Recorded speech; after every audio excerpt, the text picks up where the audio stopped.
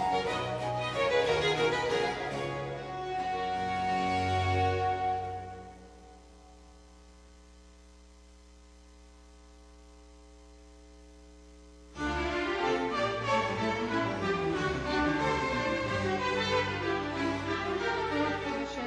Metropolitan governance. And the first order of business, I'd like to have someone approve the minutes from March 5th, 2012. Senator Thompson? So moved. The minutes have been moved and seconded. All those in favor say aye. Aye. Opposed, nay. Minutes are approved. Well, I wanted to first thank everyone for being here today. I know everyone has a very busy schedule. Especially here in the fall once everything starts getting ramped up with school. And, of course, the people around this table are busy campaigning. But the topics of today's hearing, I think, are of great significance as we look into the future of the Metro. Today, first on the docket, we'll be discussing the Metropolitan employee contracts. And we'll hear about Thrive, the county's vision for the future. Then we'll hear some project updates, and in order to accommodate the businesses along the Central Corridor, we have moved them to the last item on the agenda.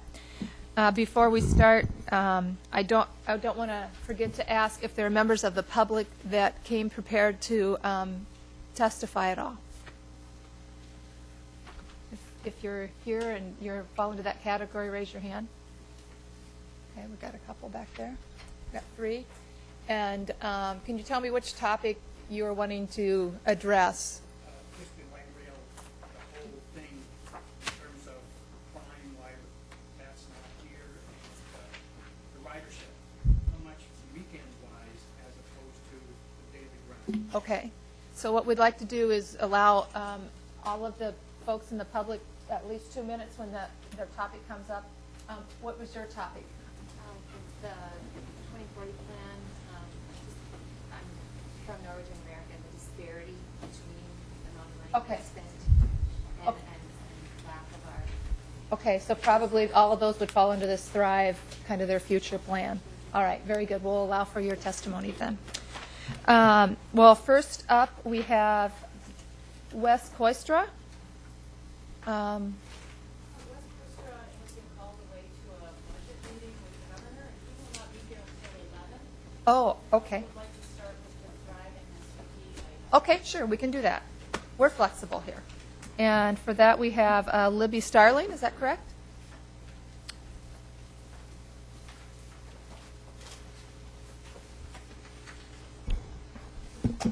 Go ahead and state your name for the record, and you can then begin your testimony. Thank you. My name is Libby Starling. I am the Metropolitan Council's Manager of Regional Policy and Research. And I'm here today to give you an update on the Council's work on Thrive MSP 2040, which is the region's long-range plan out to the year 2040. So I know that all of you know this, but just some background on why the Metropolitan Council was created 45 years ago helps to give some context for the conversations that we're having today on Thrive MSP 2040. So 45 years ago, the Council was created to solve some very particular problems that were not respecting specific jurisdictional boundaries, including rapid population growth, the effect that that was having on the region's water resources, the effect it was having on the region's natural resources and open spaces, as well as the impact on the bus system, or the private bus system that existed at that time. So to think about why the Metropolitan Council exists in solving the problems that do not respect specific jurisdictional boundaries helps to give some overall context for both the Council and our work on Thrive MSP 2040. So the mission of the Metropolitan Council is to foster a prosperous, livable metropolitan region. And from that, one of our tools is our work on Thrive MSP 2040. So for context as to what Thrive MSP 2040 is, one of the sources is the specific statutory language in Chapter 473 that refers to a comprehensive development guide for the 7-county area. And then additional specific or the way that we think about it, though, is that Thrive MSP 2040 is really the long-range plan that creates a vision for how the 7-county region will grow and develop over the next 30-year period. It also is the update to our existing policy document called the Regional Development Framework for 2030. And then Thrive MSP 2040 will provide the overall strategic direction for the next round of systems and policy plans that are specifically referenced in state statute. So to draw out the regional planning cycle, Thrive MSP 2040 is what we're currently working on, and we're anticipating that the Council will adopt Thrive MSP 2040 in the year 2014. The next piece being adopted between 2014 and 2015 are the systems and policy plans. So in state statute, there are specific references to the transportation policy plan, the wastewater system plan, as well as the regional parks and open space plan. So those are specific systems plans, as well as the water supply master plan, and then the Council will also be doing a housing policy plan. The systems and policy plans are a way of taking the overall policy direction that is in Thrive MSP 2040 and taking it to a level of detail as far as implementation and the effects on specific systems, be it transportation or the wastewater system. In 2015, under state statute, the Council will be preparing what are known as system statements, which are documents that go to each local jurisdiction in the 7-county area, translating what the content of the systems plans are into what the ramifications are for each local jurisdiction, be that the road systems, be that the transit systems, be that the regional parks that are included within each jurisdictional boundary. And from the delivery of the system statements anticipated for 2015, local governments have 3 years until the end of 2018 to do a local comprehensive plan update. Now, I know that there are some local governments that have only completed their last comprehensive plans in 2009 or 2010, or some in 2011, who look at the arrival of Thrive MSP 2040 with, wait, didn't we already do our comprehensive plan update? But looking at the overall decennial planning cycle, the next round of local comprehensive plans are not expected until 2018, and there's a lot of work and different components that we are working on in order to reach local comprehensive plans later in the decade. So just as reminders, Chapter 473 does make reference in one place to the systems plans for transportation, as well as the wastewater treatment system, as well as separate statutory language also in Chapter 473 referencing the policy plan for what statute calls regional recreation open space, which we look at as the regional parks system. So beyond the specific statutory language, the Council is looking at Thrive MSP 2040 as a document that helps the region focus and maximize the opportunities for growth and prosperity over the coming decades. And we know that in the year 2040, the end of our planning horizon, we want the Twin Cities to be an area that attracts and retains talent, jobs, and economic prosperity, and as a result is a great place for our diverse and growing population. One of the foundations for our planning work are the Council's long-term forecasts out to the year 2030. And I do want to walk you through what the Council's forecasts are indicating for the 7-county area. The first piece is that the Council is anticipating continued job growth from the year 2010 out to the year 2040, 37% overall growth over those 3 decades. And this is the result of modeling that looks specifically at the economic assets of the 7-county region and how our economic assets compare to other regions across the country.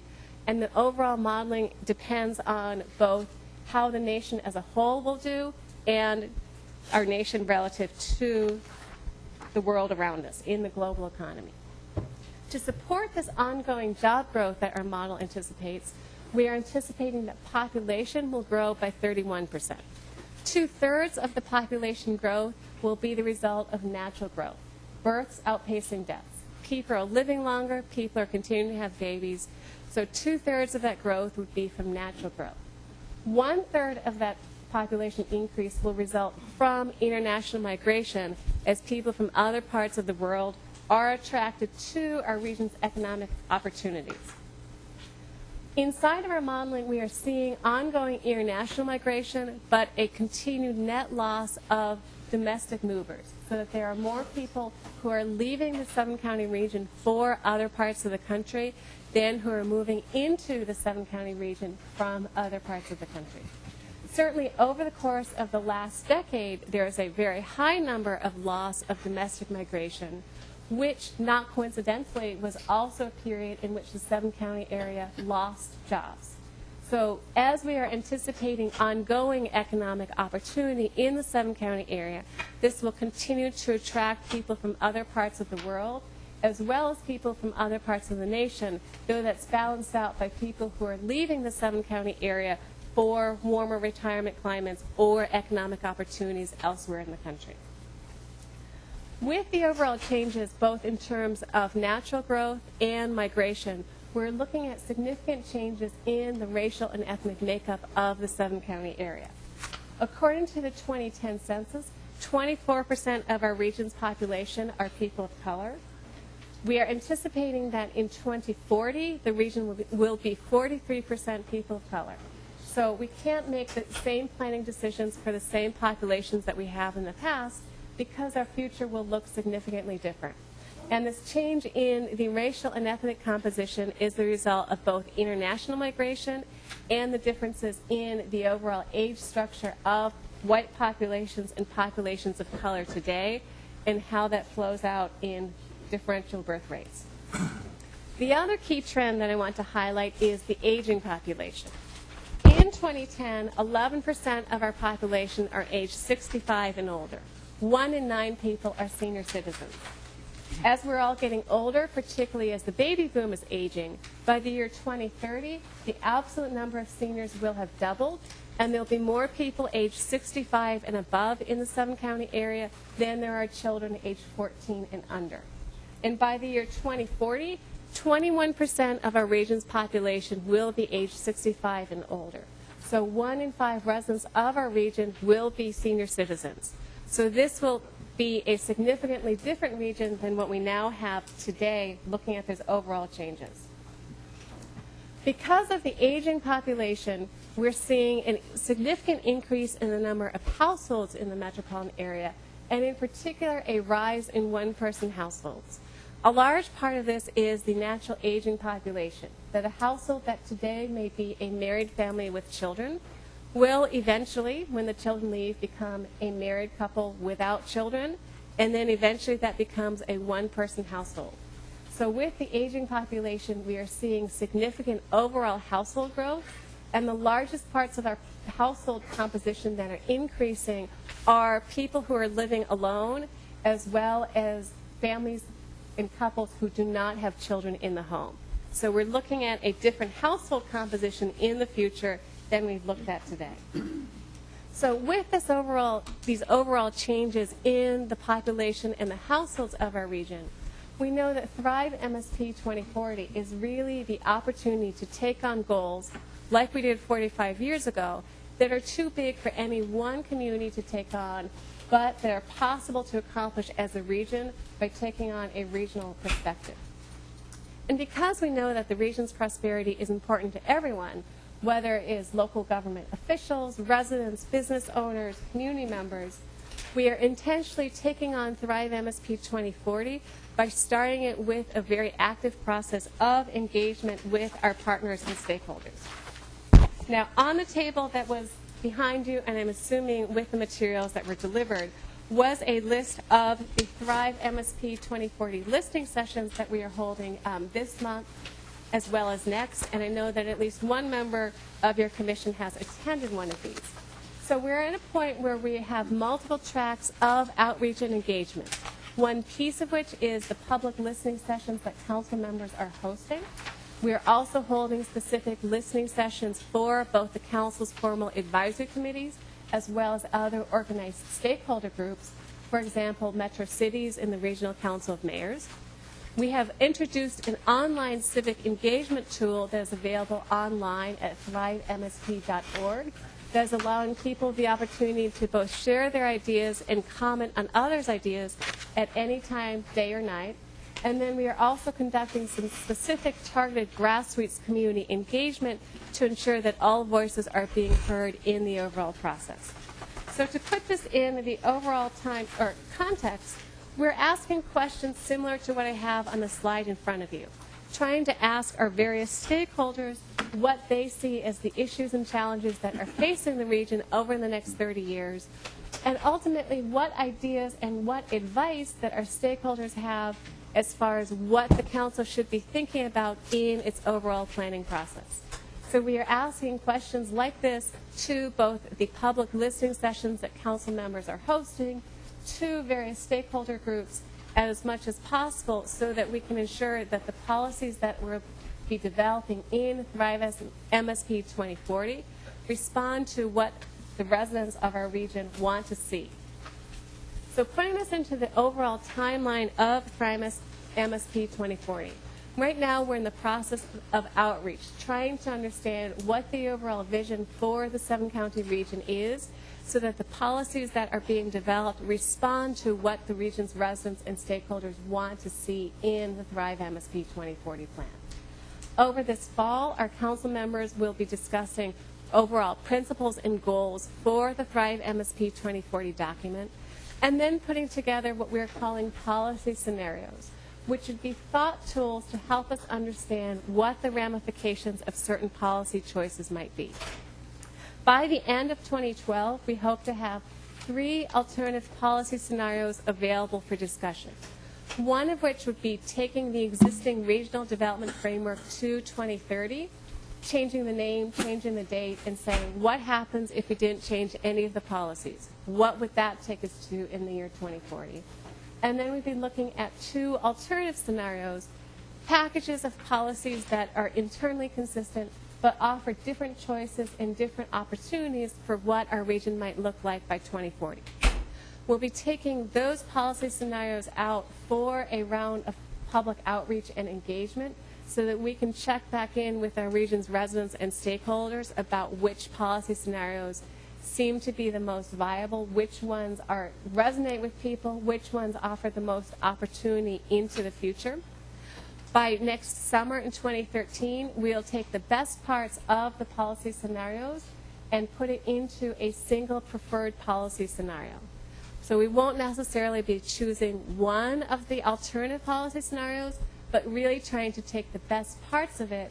So at that point, again, we'll be taking, here is what we believe the overall policy direction of Thrive MSP 2040 will be, checking in with our stakeholders, with the public, and then in fall 2013, having a final draft of Thrive MSP 2040 that will go through a public meeting and public hearing process. So our overall goal is that Thrive MSP 2040 will be formally adopted by the Metropolitan Council in early 2014, then triggering the next steps of the overall planning process. We do have information on our website at thrivemsp.org. We're encouraging people to continue the conversation about Thrive MSP 2040 on Twitter. And we're also accepting comments and ideas via email. And then we know that our listening sessions have triggered some groups to be putting together more formal comments that they're going to be emailing us over the next month. So that is our overall direction of Thrive MSP 2040, and I would be happy to take any questions. All right. Thank you. Thank you for your testimony. Representative Holberg has a question. Thank you, Madam Chair.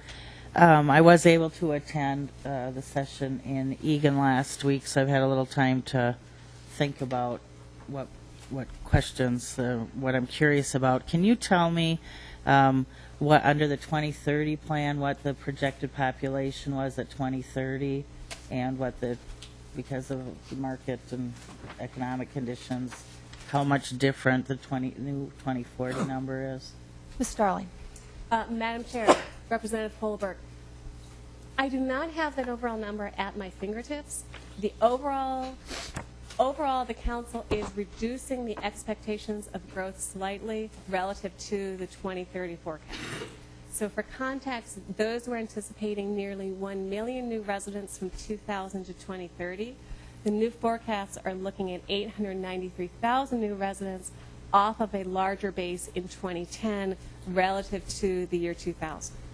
I think that the 2040 is slightly higher than what the previous 2030 forecasts were. Representative Holberg. So less than 200,000 differences? Ms. Starling? Madam Chair, Representative Holberg, I can certainly get you those numbers. I have those. I can prepare them. I just don't have them. And I forgot my iPad, or I could have looked them up. So, and then as I listened to the presentation, particularly last week, is it the intent to address housing as a plan with this Met Council? Ms. Starling? Madam Chair, Representative Holberg, the intent is to incorporate housing into the overall Thrive process, and there will be a specific housing policy plan. It is not a systems plan in the strict statutory sense.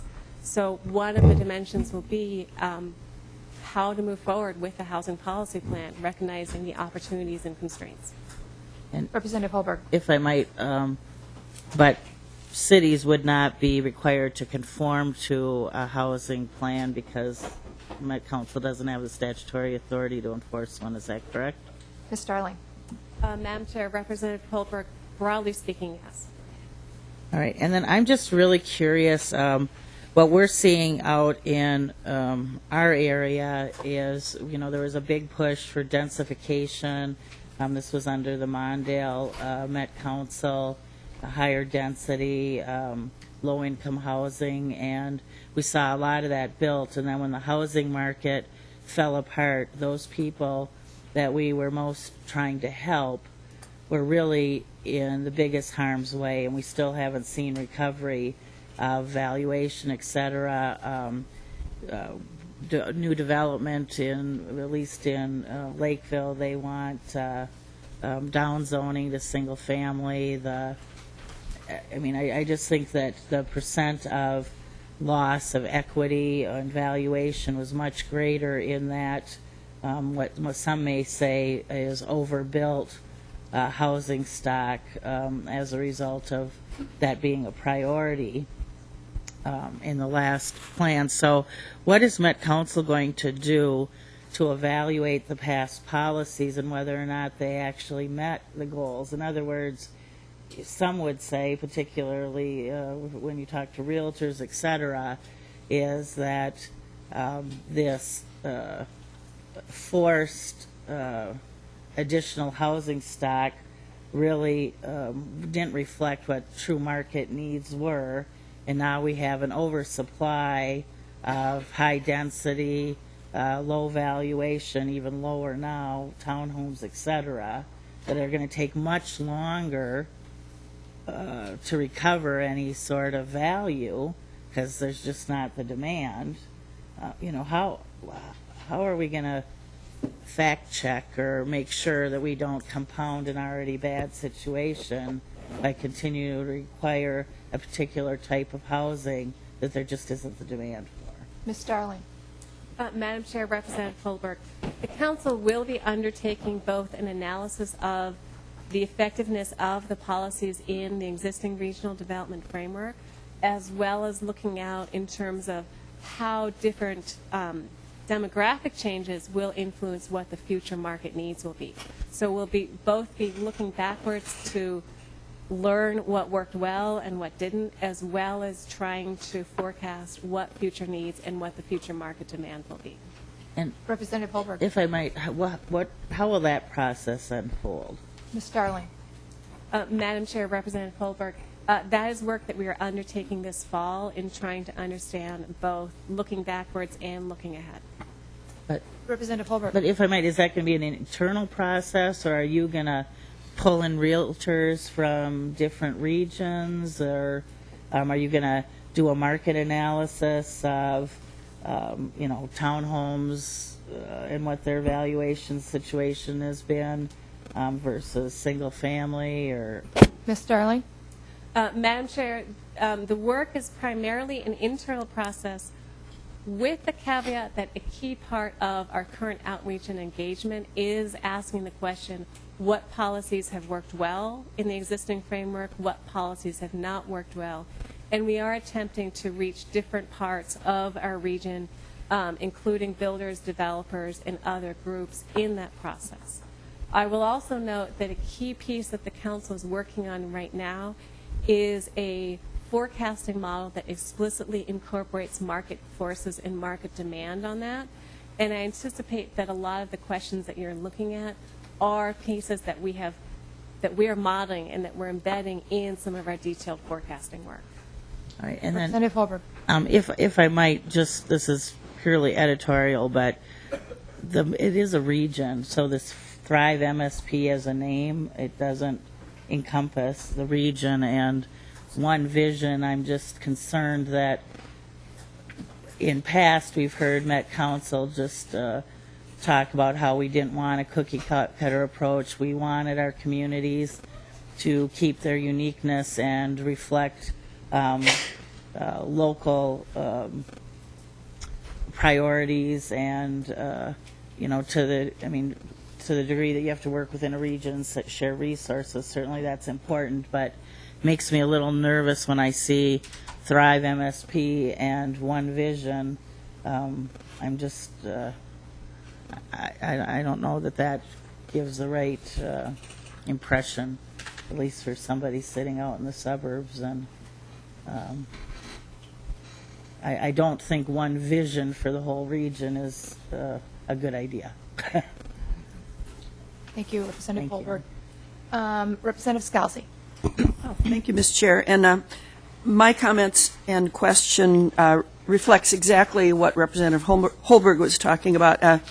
A long time ago, I served on a local city council, and at the time we were about 8,000 people. And the Met Council projected us to grow to 12,000 people. And, you know, if you're in a local community and you know what your people want and what's there, we'd look around and we'd think, well, where would all these people go? Unless you're going to bulldoze single-family houses and build high-rises. We just couldn't see it, and half of our housing stock at that time was in multiples. It still is. And currently the city never did grow to the 12,000. We're still under 10,000. And we could see that that would be the maximum for that city, simply because we knew the local acreage, the local ground, where the wetlands were, where the waterways were, where the lakes were. It just wasn't possible to get to 12,000. It was mathematically and empirically impossible to get to 12,000. So what I'm thinking is, when I look at this and I think the households are forecasted to grow, I'm thinking it's deja vu, because this is exactly what we were looking at back then, and thinking, where are they getting these numbers from? And it might be a modeling based on past growth. It might be a modeling based on many factors that we didn't know, but we knew what land was there, and we were limited. So we knew it was never going to happen, and luckily we didn't make plans for 12,000 because we're still under 10. So reflective of Representative Holberg's comments, I'm very concerned that we are saying this might happen, and even asking realtors to give an opinion is not a good idea, because they want to have more growth. It's better for their business. I would recommend that you talk to your local officials who know, because of boots on the ground, what their people want and what they see as their future. I just think sometimes we lose our local small town atmosphere or big suburb atmosphere, but I think that the local officials know exactly what's there and what may happen because of the housing, because of the people that are there, not just numbers or housing stock numbers, because of the people that are there. I think we're losing that, and I think my recommendation to you is to go right to the local officials. Ms. Starling, any response to that? Madam Chair, Representative Scalzi. The numbers, the forecasts that I'm showing you are looking at the forecasts for the 7-county area as a whole. And the overall forecasts that we're looking at are not a projection of past trends, but looking at what is happening today in terms of household composition, household dissolution, and overall population changes. And I believe that the forecasts that we have put out for the 7-county area are very moderate in terms of what the expectations are and have a high likelihood of being reasonably true. Now, how those are converted into local forecasts for each local jurisdiction is a separate modeling process. And some of the components that we're looking at are looking at what cities have defined in their existing comprehensive plans in terms of where the undevelopable land is, such as wetlands that you mentioned, and what they anticipate as their overall parameters for what, where different types of housing could occur within those boundaries.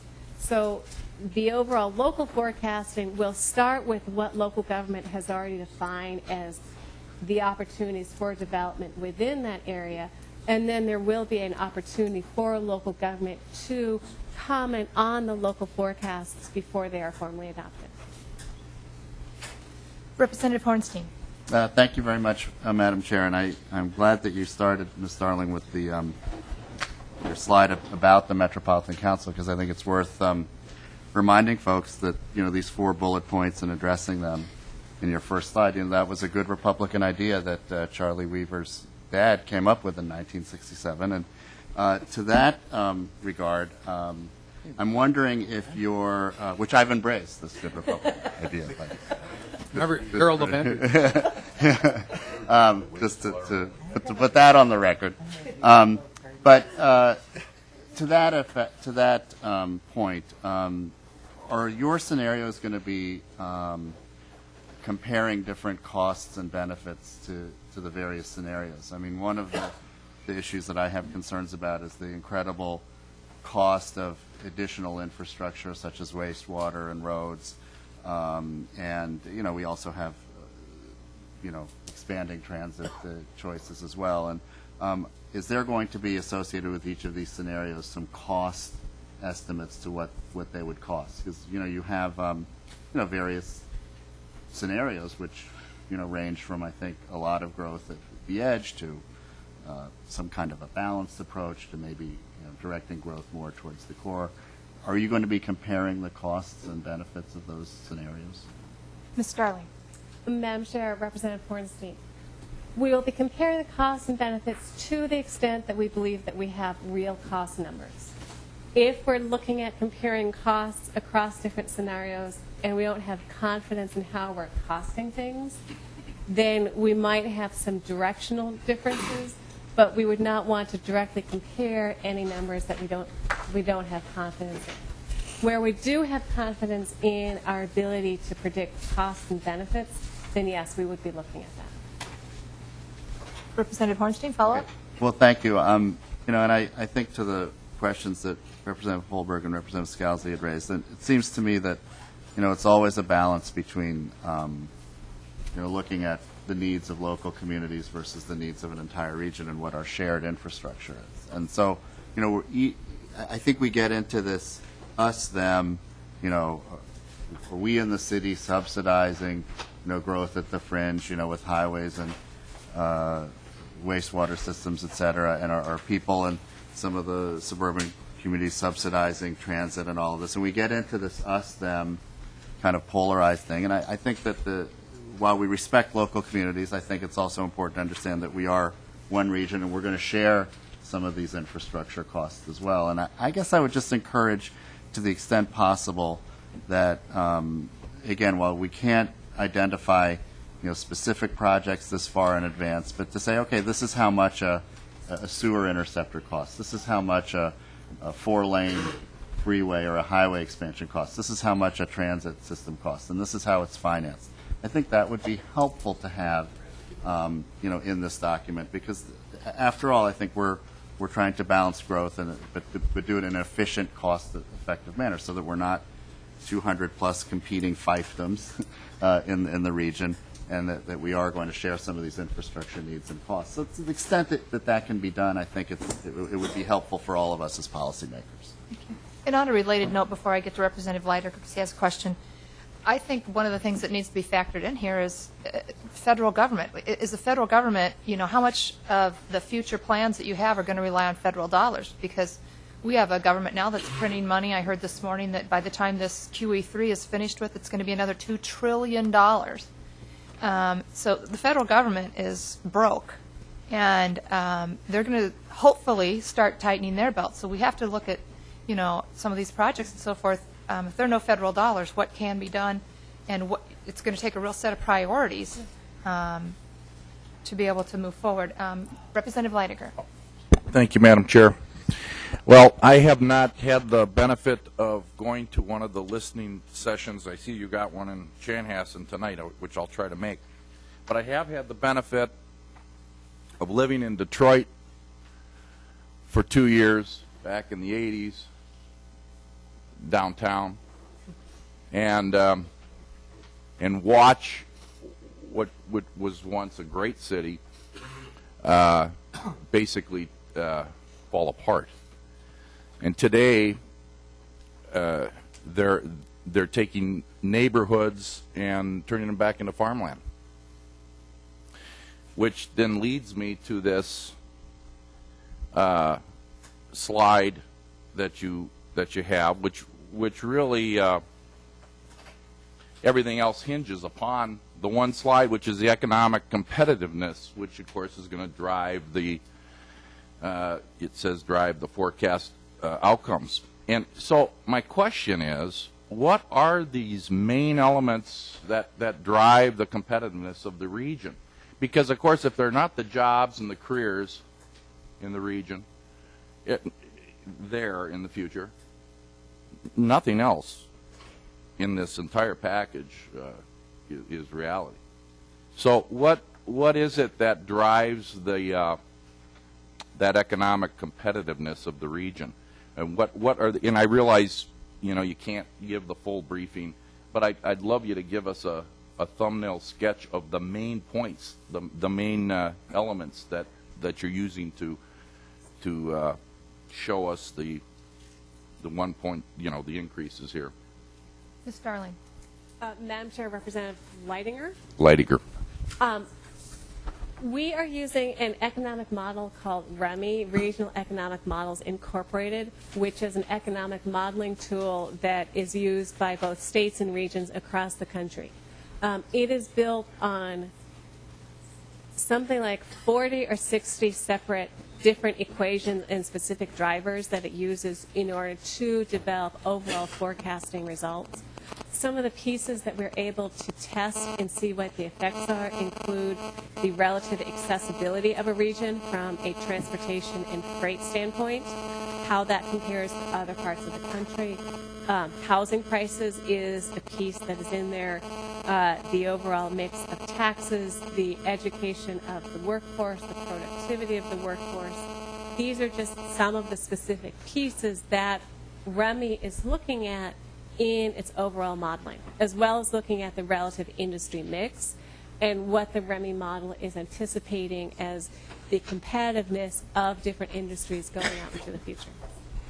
Representative Leidinger. Well, thank you. Now, what about the environment, the business environment? Does REMI also take into consideration the competitiveness of the region as compared to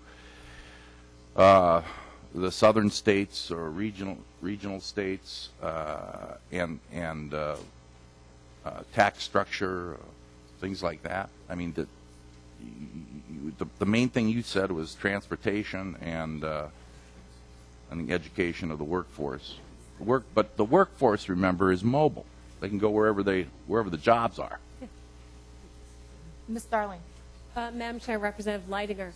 REMI is an economic model, so it looks for things that can be quantified. In terms of the business climate, computer models can't quantify a climate. What they can look at is past performance. And so in the REMI model, it does look at what the history has been in terms of job growth and economic growth in different parts of the country. And so it implicitly captures things such as the business climate and the non-quantifiable aspects in looking backwards.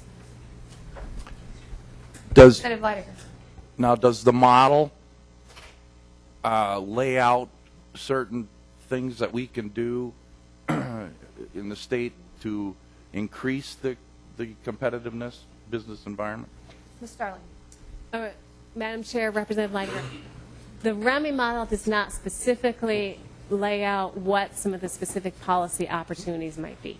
There are some things that we are able to adjust in the model in terms of what we anticipate the relative differences are. But the key point is that what REMI is looking at is how the Twin Cities compares to other parts of the country.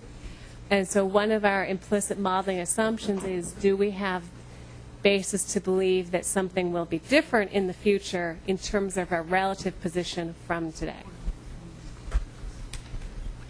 Representative Leidinger. Well, I'll just comment on that, and then I've got a second question. Go ahead. I think what you're saying is there's a lot of unknown, and there's probably a lot of elements there that can be interjected to really make the region very competitive, and of course that's a lot of it. A lot of what's going to be done, of course, is going to be political as well. But let me move on to a different question. I noticed the priorities for Thrive MSP. You've got several of them. Starting with maintaining a strong quality of life, et cetera, et cetera. I'm wondering where did these priorities come from? Who established these priorities? Ms. Starling. Madam Chair, Representative Leidinger, we labeled what you're looking at as a list of priorities. A better way of looking at it might have been to say the types of policy questions that we want to look at in terms of starting with maintaining our region's quality of life as an outcome that I think we all agree is important. What goes into that is the opportunity for the discussion and the policy discussion that we are both having in the listing sessions right now and will be having throughout the planning process as we become more specific. Representative Leidinger. Well, lastly, I got a comment. I look at the priorities and kind of see that what's lacking is the priority for jobs and economic development, and which kind of leads to my first line of questioning. And I just kind of see that the plan and the plan kind of negates that whole understanding that that has to be the priority, and I don't see it interjected in the plan at all. The whole idea of jobs and economic development. I just kind of see it lacking. Madam Chair, Representative Leidinger, if I may, I have two responses to that. One is recognizing that the Council is working to recognize what its role is in economic development and how the systems that the Council has influence over in the planning process influence and impact economic development, while recognizing that in the statutory authority given to the Council, economic development is not a specific activity. The next piece I would say is that the work that is happening right now in terms of defining principles, there is a very specific conversation about recognizing economic prosperity as an overall principle. And then some of the work ahead of us is to understand more specifically how the work of the Council aligns with the overall goal of economic prosperity. I have a question, Ms. Starling, on one of the points down here under the priorities, mitigating economic and social disparities through regional investments. Can you explain what you're looking for there? Madam Chair, some of the conversation is to understand if regional investments are exclusively in areas that already have a significant amount of wealth, or if there are opportunities to place investments in areas that might help improve parts of the region that have been not doing as well. So one of the overall questions is to what degree investment priorities are exacerbating or mitigating existing disparities within our region. Okay. Any other questions around the table? Yes, we have a couple of testifiers from the public, and also before I get to them, I'd like to ask Lisa Fries to come forward from Scott County. She has a couple of questions regarding your future plans, and so you might want to just stay at the table in case there are questions. Ms. Starling.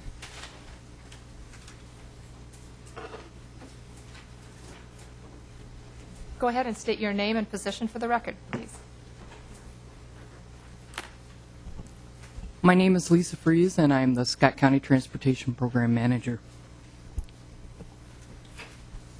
I'm here on Chair Scott and members of the committee. Today I'm here on behalf of the Scott County Board of Commissioners and also the Scott County Association for Leadership and Efficiency. For those of you who are not familiar with SCALE, that is a group of city, township, school district, and tribal governmental members that have been working together on legislative issues. In 2012, the Scott County Board of Commissioners and SCALE adopted a legislative platform which encouraged metropolitan governance to include locally elected officials. And today that is what I'm here to try to bring to a discussion point with you. The Thrive 2040 listening sessions, while on the surface, seem to be a great way to kick off the regional plan process update. Start out with a blank slate, listen to your local elected officials, and then move forward to develop a plan, a policy that takes into consideration the needs of those local communities. I've heard that theme from the committee members here this morning. But you may wonder why local governments are cynical of the process. And so I would ask you to all take and listen to the June 25th Metropolitan Council Transportation Committee meeting. In that particular meeting, at roughly the 30-minute mark, members of the Transportation Committee engage in discussions initiated by one of the council members. On the Transportation Advisory Board, revisiting the Favor Transit and Fix It First agenda. In responding to that discussion, the TAB liaison, Robert Lilligren, who is a City of Minneapolis City Council member, made two articulate points. First, that the local government representatives from the growing suburban counties would be resistant to these policies. And second, that the council had the ability to appoint significant members to the Transportation Advisory Board and could, in essence, work to make the Transportation Advisory Board a reflection of the council's philosophies, negating the impact of these local elected officials.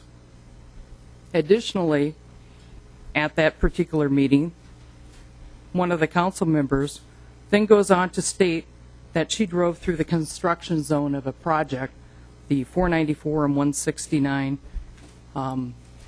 interchange, and it made her angry that the TAB had approved that project. Listening to this exchange, and I encourage all of you to do the same, you cannot help but walk away with the impression that the council is really not interested in the region as a whole. Having local elected officials participating in the decision-making or listening to divergent opinions about what makes this region grow and prosper. So is it any wonder that there's skepticism regarding the listening sessions and regarding this upcoming process of putting together this comprehensive development guide, which is supposed to have a vision that incorporates all of the communities within this region. It seems to be that we're doing business as usual, that the cover on the book has changed, but what's inside the book will essentially be the same. I think one of the most disconcerting things regarding the discussion that occurred at that particular meeting is that other people at that committee did not talk about the balance and the need to balance regional systems. The discussion is really, it's not about affordable housing, it's not about transit versus highways, but it's providing for all of the needs of the communities so that we prosper as a region. I think it's a little bit irresponsible to have a project as important as 494 and 169, which well over 100,000 trips a day occur in that particular intersection, to be considered such a negative impact. So you really wonder at this point in time if this group of appointed officials is really thinking about the region as a whole and what needs to be done to balance the needs on the transportation system and the housing system and the various other systems that the council is responsible for.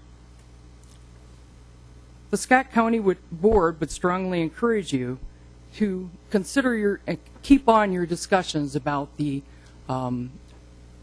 governance of the Met Council, and to think and to really take up strong consideration about trying to figure out how to move forward with some sort of elected body. The group needs to be held accountable, and given the dialogues that have been occurring, it's apparent that the current system is not holding them accountable for the entire metropolitan area needs. With that, I'd be happy to take any questions on your behalf. Any questions? Senator Chamberlain.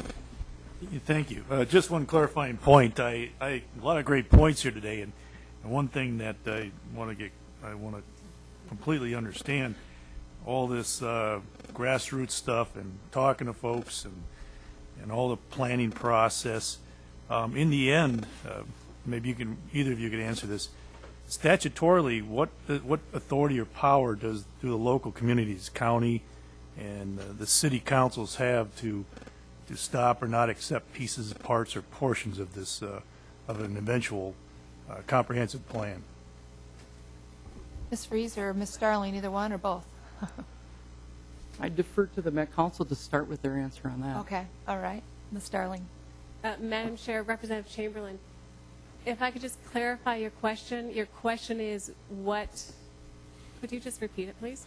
Yeah. What is there any statutory authority given to the local officials, elected officials, county and or city, township, that would allow them to reject parts or pieces of these comprehensive plans, or in the end do they have to take the whole thing? I know there's a process where there's input and feedback and stuff like that, and you try to accommodate one or the other, but in the end, do they have the ultimate authority to say, no, we don't want this through our community, or we don't want this, imposed upon us, something of that sort? Ms. Starling. Madam Chair, Representative Chamberlain, in the specific, or is there specific statutory language achieving what you've defined? I think the answer is no, there's not specific language. In the overall comprehensive plan update process, there is an ongoing dialogue between local government and the Metropolitan Council in terms of balancing what the needs are of the region versus what local units of government have within their jurisdictional authority and jurisdictional boundary. So there is an ongoing back and forth dialogue and exchange that happens at that point, and that is the opportunity for local governments to put into their comprehensive plans what they want the future of their communities to be. Representative Hornstein. Thank you, Madam Chair, and thank you, Ms. Fries. I've always appreciated, our work together, both when you were at MnDOT and now Scott County on the 35W bus project. And I also appreciate that you kind of moved us into this conversation about governance, because, I think this is one of these things that, left, right, road-oriented, transit-oriented, urban, suburban people, I think a lot of us have this concern in common. That there should be some reform in the governance structure, and it should involve, perhaps, I have an idea, and we didn't really flush it out that much in this commission, but around local elected officials, county commissioners, city council people, in combination with some appointees and others. And one of my frustrations about this last session is that this is something I think we could have all come together on, and maybe in the future can all come together on, which would be to really revisit the governance structure of the Met Council. It's been many, many years since that conversation's happened at the legislature. After all, the Met Council is a creature of the legislature, so it's very appropriate for us in this commission and the appropriate committees, be it government operations, transportation, et cetera, that we really roll up our sleeves and look at some of these ideas. And I hope that, again, we can work together, Ms. Freeze and others, to come up with a proposal that I think we can all agree on, that will actually move the ball forward to reforming the governance structure of the Met Council. It's high time we do that, and I think it would perhaps address some of the issues that are being raised here. And I am really confident, this just isn't rhetoric, I am really confident that this is something we could come together on. I've heard enough concerns from the suburban communities, and I know some of us in the metro core areas share those. And so, moving forward, it's my wish that we can come together and really, in the next session, do a bipartisan urban-suburban bill that will, once and for all, get at some of the issues that Ms. Freeze and others are raising. Ms. Freeze, did you have any comments? You were shaking your head. I didn't know if you're disagreeing, if you wanted to say anything. With regard to the comment about statutory authority, I think we all know that the policy direction that the Metropolitan Council sets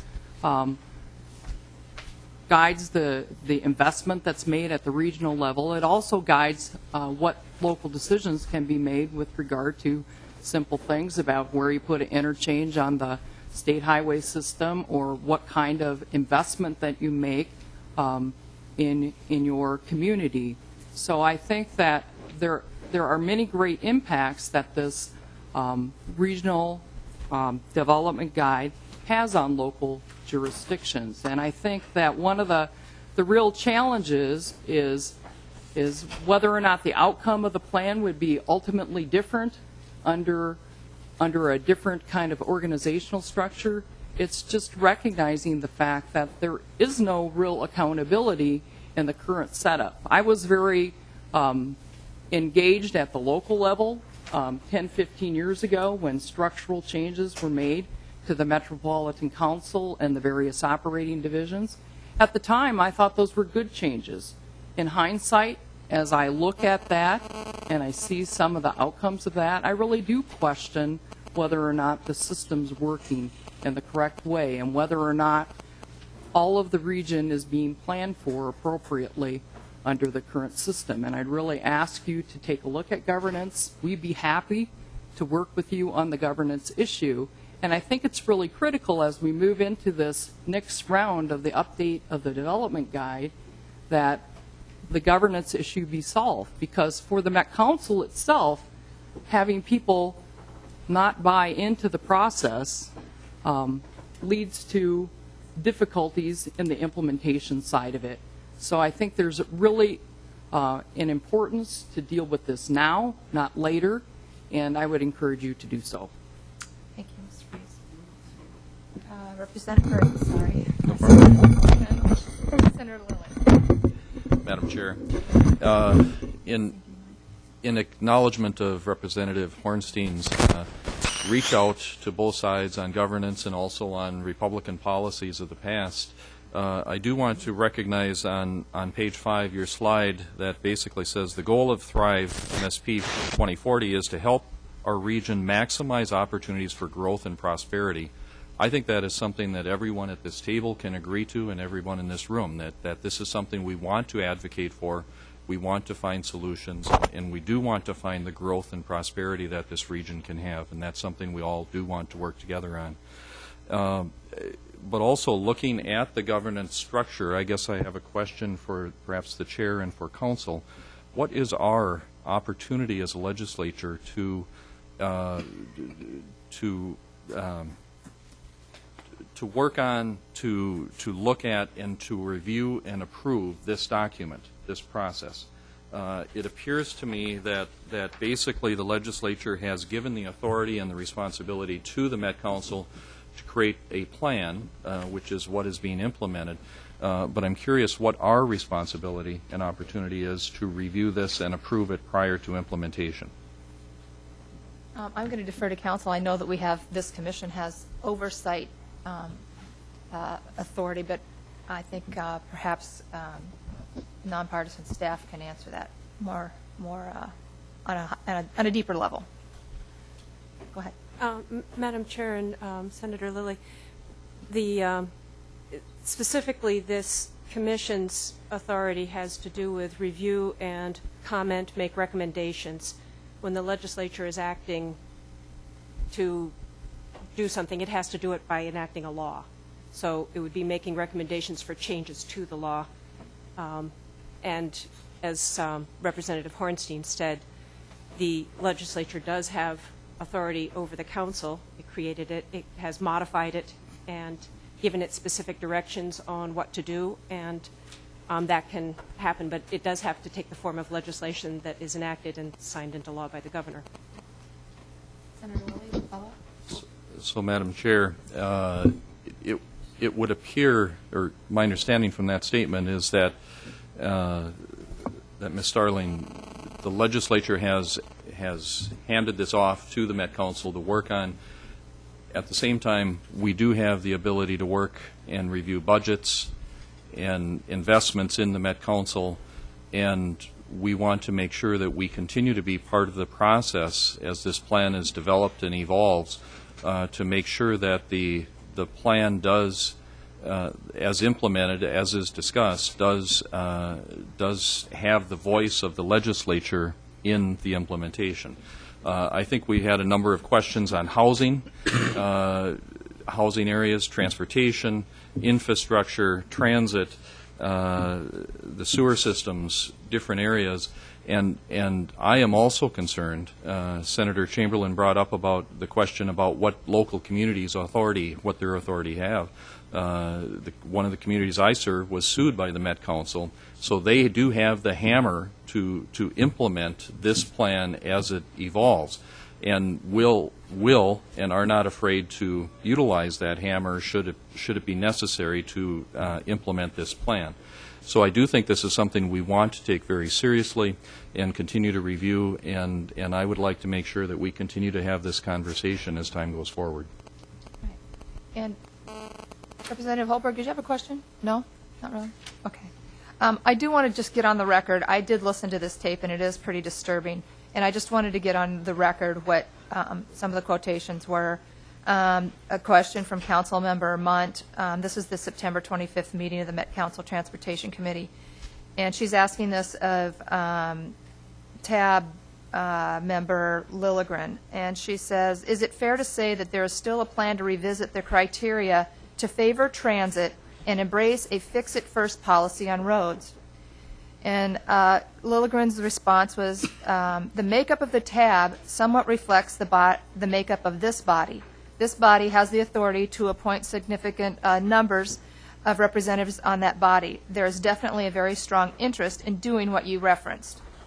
And Council Member Munt responds, this morning I drove through the construction zone of I-69, or excuse me, 169 to 494, and it made me angry that this project was funded by TAB. And so I guess one of my questions would be to you, and maybe you're not the right person to ask, Starling, but is that indeed the policy trend of the Met Council to favor transit and embrace a fix-it-first policy on roads? Because according to what was said here, that seems to be the direction they're heading. Madam Chair, I am not the right person to ask. Okay. Anyone in the audience want to take a stab at that from the Met Council? All right, we have someone coming forward. Madam Chair, Representative Holbrook. if I might just, while he's coming down, I was able to get my iPad and look up the numbers. We're basically looking at a change of 135,000 population. So I guess the question I begin to ask is, when you look at the time and the expense for hundreds of communities to update, I mean, this seems like a whole lot of work for a 3% change. I'm just concerned that. So your data, Representative Holberg, your data there, is that, what's your source? Well, because of the growth projections and the changes in the economy, right. What 2030, the plans that were, in some cases, I think, approved as recently as, a couple years ago, they reflected a population estimate of 3.6 million in 2030, where they've got 3.75 in 2040 now, into the new population growth. So we have a system plan in place that reflects a population base of 3.6 million people. And now we're going to start a whole new plan for an increase of 3%. Yeah, that does seem pretty, perhaps, a lot of futility. Welcome to the committee, and go ahead and state your name for the record, please. Madam Chair, my name is Wes Koistra, and I'm the Deputy Regional Administrator for the Met Council. I just walked in the room, perhaps with poor timing. And, I'm probably not the right person to ask either, because I'm not a council member. But I will just say this, that we have 17 council members. I believe that Councilmember Munt expressed her opinion on this. It's not any different than the legislator expressing his or her opinion on an issue. It doesn't necessarily represent the position of the body of the council. And she made a comment. I assume that Councilmember Munt meant what she said. But that's certainly not something that has been taken up as policy by the council, by the Metropolitan Council, just as individual members of this body made comments. And that is not necessarily the policy of either the body or the caucus that they come from. All right. Thank you for your testimony. I'd like to get to those members of the public that have a couple of minutes that they would like to come forward and quickly give their words of testimony. I know we have some business people here from the Central Corridor that need to get back to their places of business, so we'll continue to move this along. Welcome to the committee, and state your name and position for the record, please. Thank you. My name is Steve Ellenwood, and I'm just a very concerned citizen about the financial and social impact that this light rail is and the Met Council is having on us. Mr. Ellenwood, could you get a little closer to the mic, please? Yes, by all means. Should I say it again? I think we heard that, but go ahead. Okay. I have two issues I'd like to discuss with you, but one thing about what you were just asking, roads versus public transportation. At a public hearing in Woodbury, my colleague, Dr. Bob Tetro, and I heard that the Met Council has, in fact, done away with roads. Everything is going to be going into public transportation. That was a direct quote to us. So, anyways, my two issues I'd like to discuss are crime along the corridors. It seems like everybody's talking about how rosy these transportation, public transportation things are with the light rail, and yet nobody is focusing on the fact that the St. Paul Police have put out a report that the crime on University Avenue has risen tremendously, and they did say that there's a few parts of their report that said some of the crimes have fallen, but as soon as the light rail is complete, that they expect the crime to explode, literally. And the other is, my understanding is Homeland Security is now sitting at the Lake Street station on Hiawatha because the Minneapolis police can't sit there the whole time. And if we're exporting crime now by putting in more light rail across the Twin Cities, I look at that and say, well, what are you guys doing? We have enough problems in each one of the communities. We don't need to have people jumping on light rail to be able to come out and do their trade in all of the communities. So I would hope that you would start asking the questions of the Met Council, what's going on? What are you doing? Are you addressing this? Are you doing anything about it? So I'm hoping that you guys will take a good hard look at that when you have these meetings with the Met Council. And the other is the ridership. As I look at the ridership, it continually grows, but I'm really curious, and I can't find any breakdown, what is the Monday through Friday ridership really? Once the Metrodome lets out of 70,000 people and the majority are jumping on light rail, what impact does that have? And it's great the ridership is there, and it's great that the light rail is there to take them to their cars or wherever they want to go.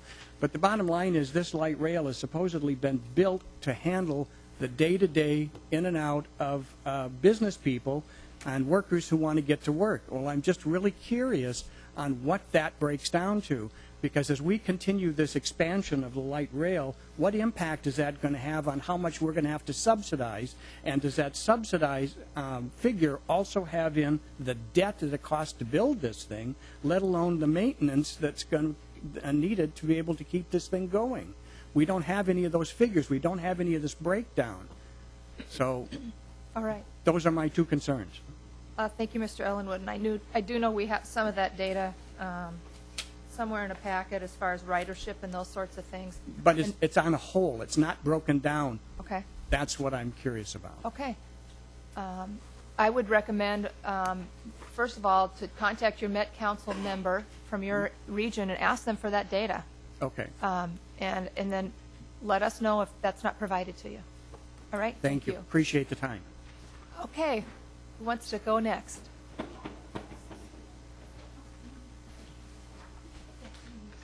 Welcome to the committee. Please state your name for the record. Thank you. My name is Mai Nguyen, and I am the owner of My Village at 394 University Avenue.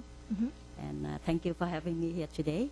And I just want to share that, since the light rail, the economy already affects us, but since we have the light rail, right now we are going into the foreclose very soon, October 24. My business go down 50%, come to the point I cannot make a payment.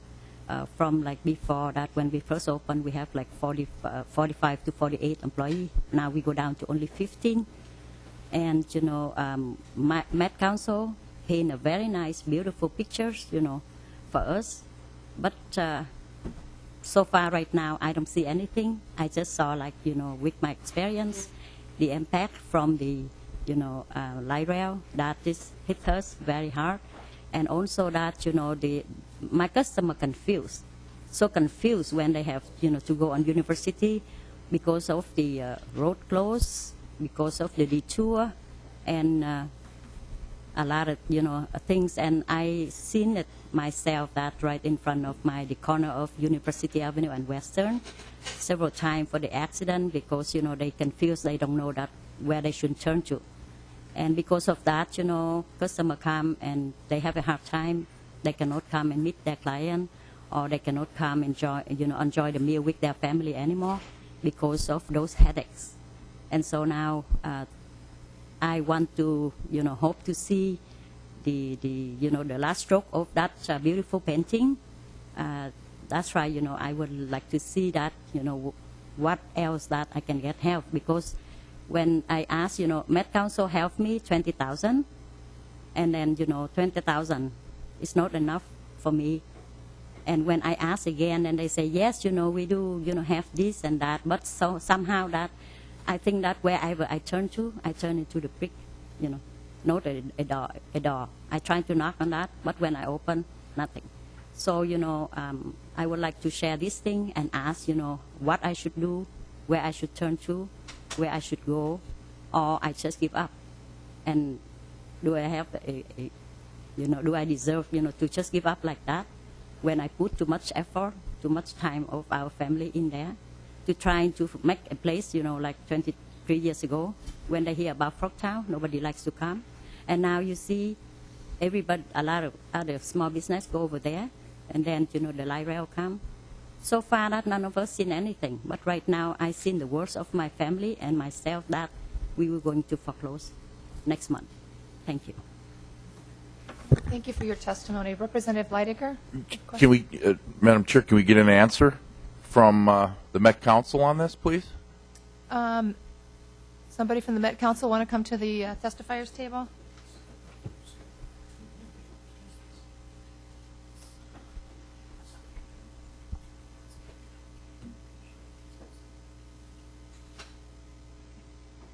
Go ahead and state your name for the record. I'm sorry. Madam Chair, Mark Furman, Deputy General Manager with Metro Transit. I'm responsible for the Central Corridor and Southwest LRT projects. Okay. So I would ask you, Chair, and the committee, we can respond to the testimony one by one, or we have, as part of our Central Corridor update for the committee, responses to these concerns expressed by businesses. So it's really up to the committee how you would like to proceed through the testimony here. Okay. Well, I know we have some folks here that want to testify that aren't related to this specific topic, but I know that I want to get these business folks back to work. So if the two of you back there, if you don't mind waiting a little while, I want to get these people back to their businesses. I think if you want to address the specific issue of what the Metropolitan Council is doing to reach out to these businesses besides the $20,000 loan, and what you've done to try to communicate with them, if you could give kind of a short answer now, and then we'll let it go through all the rest of the testimony, and then we'll have you come back up. Thank you, Madam Chair. Yes, a couple of responses to those concerns. Number one is we have a community outreach staff of 8 persons at the Central Corridor Project Office, and they have been assigned different segments of the corridor and to work closely with those business owners to communicate in advance when construction is coming, what those detours will look like, when Western was going to be closed for 4 weeks earlier this year. So we work with those businesses so that they can communicate that out to their customers. Secondly, we have worked closely with the City of St. Paul with the Small Business Loan Program that was developed in the spring of 2011 and implemented last year and this year. And thus far, there's been 133 businesses that have benefited from those small business loans.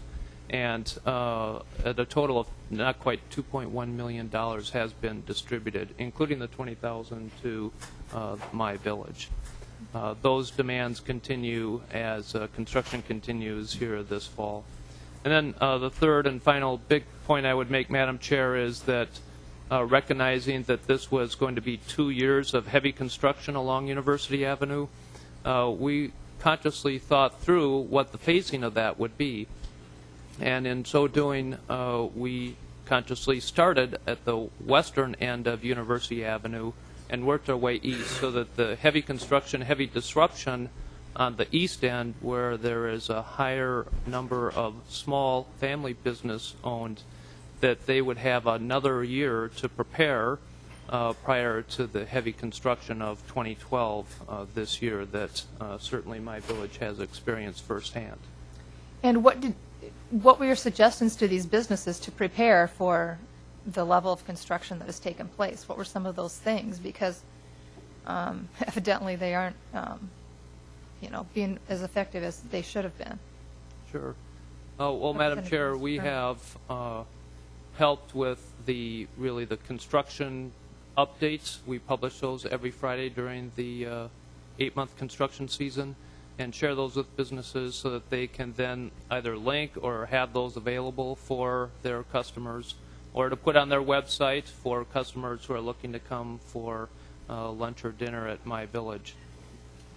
Furthermore, there's been other neighborhood, community-based organizations who have offered up technical assistance to assist with the marketing of those businesses. Each one is a little different, has a different customer niche. So we leave it to those community-based and those individual owned businesses on how they want to market their services and their businesses during the construction period. All right. I think what we'd like to do is get on to some more of the testifiers right now. And I thank you so much for coming down and testifying. And I hope you don't close, because I enjoy my village very much. And I know as a lot of legislators do. So I hope that something can be done to. Thank you. Thank you. That is what I hope too. And thank you for having me here today. And, thank you for very taking much. the time to be here. Alton Duggan? Welcome to the committee, and go ahead and state your name and for the record, please. Thank you, Madam Chair. My name is Alton Dugan, spelled U-L-T-A-N, not A-L-T-A-N as is indicated. I'm here to speak about perhaps lessons that could be learned in relation to this for the third phase of light rail going forward eventually. Many of the problems and difficulties could have been avoided if people had paid a little bit more attention to the history. You have a history in every business, and you go back to listening to the discussion earlier on governance. First you have a vision, and then from that vision there is leadership, and from leadership there are details.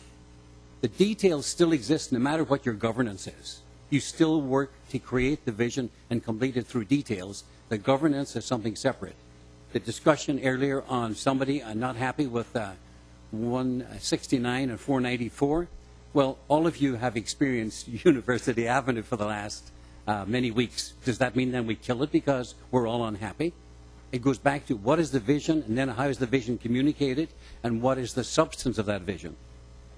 Challenge in this case was in part, I believe, that when the indication initially would be that the loss of parking on the avenue would be upwards to 25%, but it turned out to be closer to 85%.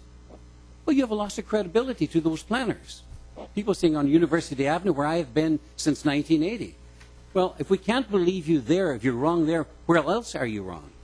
Then we were told that they couldn't predict and project what loss there might be in the economy on University Avenue. They had nothing, no matrix to work on. There's a few of you here remember University Avenue sewer water separation in about 1991, 1992. That resulted in, first, for each segment of that construction, of 8 weeks approximately, with giant holes similar to what we have now, along the avenue segment by segment by segment. That generated, is the wrong word, caused the loss of anywhere from, in my shoe store, Dugan's Comfort Footwear, Dr. Scholl's, 28%, and talking to all of the people around, upwards to 40%. And that was for 8 weeks. This project is approximately into its 80th week. That's 10 times. And it's a lot more extensive. So there is history. There are opportunities to learn. Daytime meetings when these businesses are trying to conduct their business as small businesses, how can they go there? They're not the McDonald's. They're not the regional that have 7 and 9 stores where they can get help. They can't do that. One meeting that I attended, there were 5 business owners and 11 government entities. That makes sense. 11 government entities and 5 businesses in relation to construction on University Avenue. At a regional meeting of this whole thing, there were 2 lawyers representing Midway Center and Midway Marketplace, a prominent small business property owner, Axman's, another business that I don't remember, and myself. Where were the other almost 800 businesses in relation to this? So that goes to communication. And what was that old movie that Paul Newman was in? A failure to communicate? Hardly no minutes that I know of were provided to anyone in relay who couldn't attend the meetings. Something would have been quite easy to do, I believe. I asked my renters and other people in the area, why aren't you going to meetings? They said it's a waste of time. They weren't sold on the vision initially. If you're not sold in a vision, you're not going to participate in it. And that's one of the keys that obviously Met Council has to work on. Sell the vision. They believe in it. I believe in it, but it's then figuring out how do you sell that? The initial stages to help ameliorate situation on University Avenue included helping businesses establish a website, other electronic methods of communication, but you couldn't get there anyway. You had an almost concentration camp fencing all along the avenue that made it totally unattractive. Why would you go there? You wouldn't, and you didn't.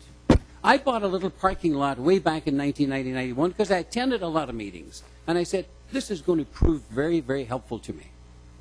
It wasn't used during all this construction because nobody was coming anyway. And if they're not coming there, where are they going? They're finding other places.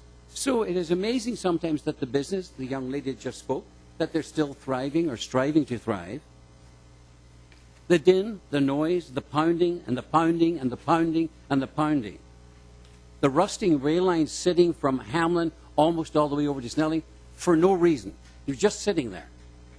Apparently they couldn't find somewhere else to park them. So let's park them in the middle of all these businesses trying to strive to thrive, to steal that phrase. Gas company challenges, and I'm not going to go into the details that I had with that, but they were in essence going to put a gas line up over my building from the alley to the front and run it down through an all-glass front building. Where's the safety in doing something like that? And it took me 3 different meetings with 5 and 7 people to say, that's not how it should be done. The water company challenges, the short notices. The sewer line challenges, again, short notices. We're shutting you down, and many of my businesses deal, they're all African-American, they deal with people from Thursday to Sunday. Well, they said, no, we'll shut them down on the weekend. That was the killer for them, because that's when they do most of their business.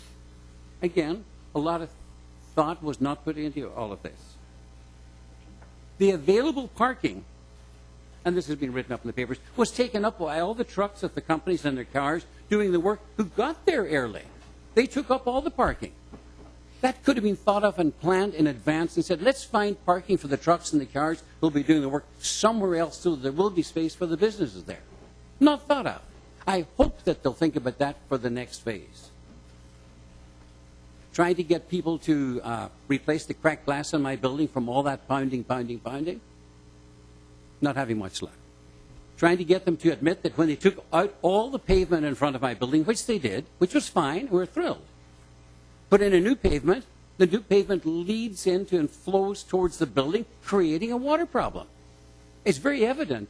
Engineers have looked at it and they said, oh, that's your problem, not ours. That was there before. It couldn't have been there before because it's all been replaced. So these are little details of things that if people pay attention to and plan and bring the community in first. I've been going to meetings, I've got the documentation materials since 1992, in the very early days of this whole thing. Then the more recent ones, of course, is University Avenue. Some of you might, I've got gray hair or white hair like mine, some of you might remember this. That goes to the 1990s in relation to preparing for these plans. So it's not like it's something new. It's been around a long time. Then you have 2002, the more recent one, and this going forward from there. Background on me. Going beyond the details. I got to Mendota Heights in '76. Persuaded Pillsbury to give me a job. Worked for 4 years with them. Opened 2 restaurants, Poppin' Fresh Pies. Those of you who like Poppin' Fresh. One in Blaine and one in Burnsville. Detail orientation if you're going to be successful in business. Then they sold the company. There weren't any parachutes, so I had to find another job, another place of work. I bought Dr. Scholl's shoes in University Avenue. Couldn't go wrong with the name Dr. Scholl's. 6 months later, they stopped making shoes. I persevered for 25 years. The good part of it, I thought, was I owned the building, and then I owned the parking lot next to it because of all this development. My businesses have been there for 16 to 20 years renting, and I've been there for 25. They're struggling. They're struggling immensely. $20,000 is a pittance. And here's why it's a pittance. And the indication is this money shouldn't be used to pay rent. Well, where does the rent come from? Almost all of them are cash flow businesses. They're small independent owners. If they don't have the cash, they can't pay the rent. And if they can't pay the rent, then everything else gets into trouble. So that's the sad part of that. And that is something that could be envisioned a long time ago. To give you a little bit of history on the avenue itself, some of you might remember a wonderful gentleman, I call him the star of the Midway Chamber, Al McCormick. Anybody remember the Champs-Élysées of America? That was Al's vision for University Avenue in the 1980s. A retired colonel in the Marines. Respected gentleman. Great idea, great leader of the Midway Chamber back then. With the loss of Porky's, with many losses all over the place, but I think Porky's and the classic cars, the implosion of Montgomery wards, all indicating a decline. So I am proud of the people who planned the Central Corridor, including Met Council. And they have a vision. It's always difficult to have a vision. It's always difficult then to work through the details in relation to leadership. But that is the challenge. That is the challenge for this body and future bodies working with Met Council and the cities involved and trying to figure out how can we make this work for everybody. I appreciate your time, and I'm happy to answer any questions. Thank you for your testimony. Representative Hornstein. Thank you. Thank you very much, Mr. Dugan. You raise good points, and I'm sympathetic to it. I just hope in the future when you're describing the situation there, you wouldn't use the term concentration camp fencing. I think I understand. I think I'll just leave it at that. Okay, I understand. But it did, I think, create a picture that as to just how impactful it is. I know where you're from, and I appreciate it. I'll just leave it at that. Okay. And I think there's very valid concerns, and I hope that we can address them and hopefully create some sort of fund or encourage the Met Council to if we're falling short, if the public sector is falling short in addressing the business concerns, I hope we can come together and figure that out. But just in the future, I hope you'll refrain from that. I will. Senator Gavel. Oh, Madam Chair, I have to leave soon, so I just wanted to say Sure. quickly, I appreciate the businesses coming forward and articulating challenges they face. I'm sympathetic. I'll remind my colleagues that there have been a number of proposals brought forward, most recently by Senator Torres Ray, that were rejected out of hand to try to address business concerns along a number of corridors that were receiving both road improvements as well as transit improvements. I recall a number of businesses stepping forward a few years ago along I-394, some who went out of business. And we had no hearing like this to listen to them and their concerns. So I appreciate your bringing this forward in this particular moment. I think probably the focus is because it's transit, and transit is the boogeyman in the room today, but whenever we do public infrastructure work like this, there's significant impact on the community and businesses, and I hope we think holistically about that as we're breaching this topic. Thank you. Any other questions for the testifier? All right, we're going to swerve. First of all, if you have to leave like really soon, could you raise your hand and if you're on the docket to testify? Okay. I want to go back to the folks sitting behind the current testifier, and I'll give them their 2 minutes and come to the table and tell us who you are, please. Thank you, Madam Chair and committee members. My name is Tina Diedrich. I'm the mayor of Norwood Young America. As you can see, the impact of Met Council decisions in the metro area. I want to take you 40 miles west out on Highway 212. We're on the western end of Carver County. And some of the things that I just want to give you a little update on the condition of our community. Our growth has been minimal. Our businesses are still closing. In the last 4 years, we've had 6 housing permits issued. We're really struggling. We are really struggling. And some of the comments earlier by testifiers that really spoke on the priorities the Met Council has made over transit versus highways. And one of the impacts we have, it truly does, our economic growth. There's a business perspective that has purchased land for a multimodal rail development right off of 212 between Bongards and Norwood Young America. And one of their primary setbacks is the lack of expansion of Highway 212. They would need that in order to, for the amount of traffic, truck traffic and freight, and obviously the hundreds of jobs that kind of regional project would have, and as well as on our community. And just knowing where our priority, the Met Council's priorities have been, we really struggle, and it impacts our community, and we're job-wise. And also, we've also had, so I would see, as Representative Leidiger had indicated, that, a priority being how these decisions impact us economically is very, very important. I know there's models that you can incorporate, but it's reality. You might speak on let's minimize, look at our differences. We're a rural community, but we're real people living in those communities that losing jobs, losing businesses. It might not be as high a priority when you have metropolitan areas and lots of businesses, but a business closing in town can be such a significant impact when they hire 30 people. That's huge. We also had earlier this year opportunity to recruit a food business into our community, but one of the issues was we're not hooked up to the Met Council's wastewater system. Yet we didn't qualify for any of the grants either, and it really economically it was not doable without assistance in some way. Again, a business that could have employed 50-plus people initially right from the start, we couldn't supply the infrastructure for them. And we truly advocate for jobs in our community. It brings people. It brings that we need out in the rural area a mix of businesses. We have, like I said, a farming community, and I want to just the impact of Met Council decisions on our rural community is a huge, and the money that we spend in taxes and we send down here, we need to get something back from that. And I'm just here to let you know the real impact that these decisions have been made in our community. So, thank you. Thank you, Ms. Mayor. Representative Leidiger. Yes, one question, please, Madam Chairman. Is Norwood Young America is in the Metropolitan Council's area of responsibility, is it not?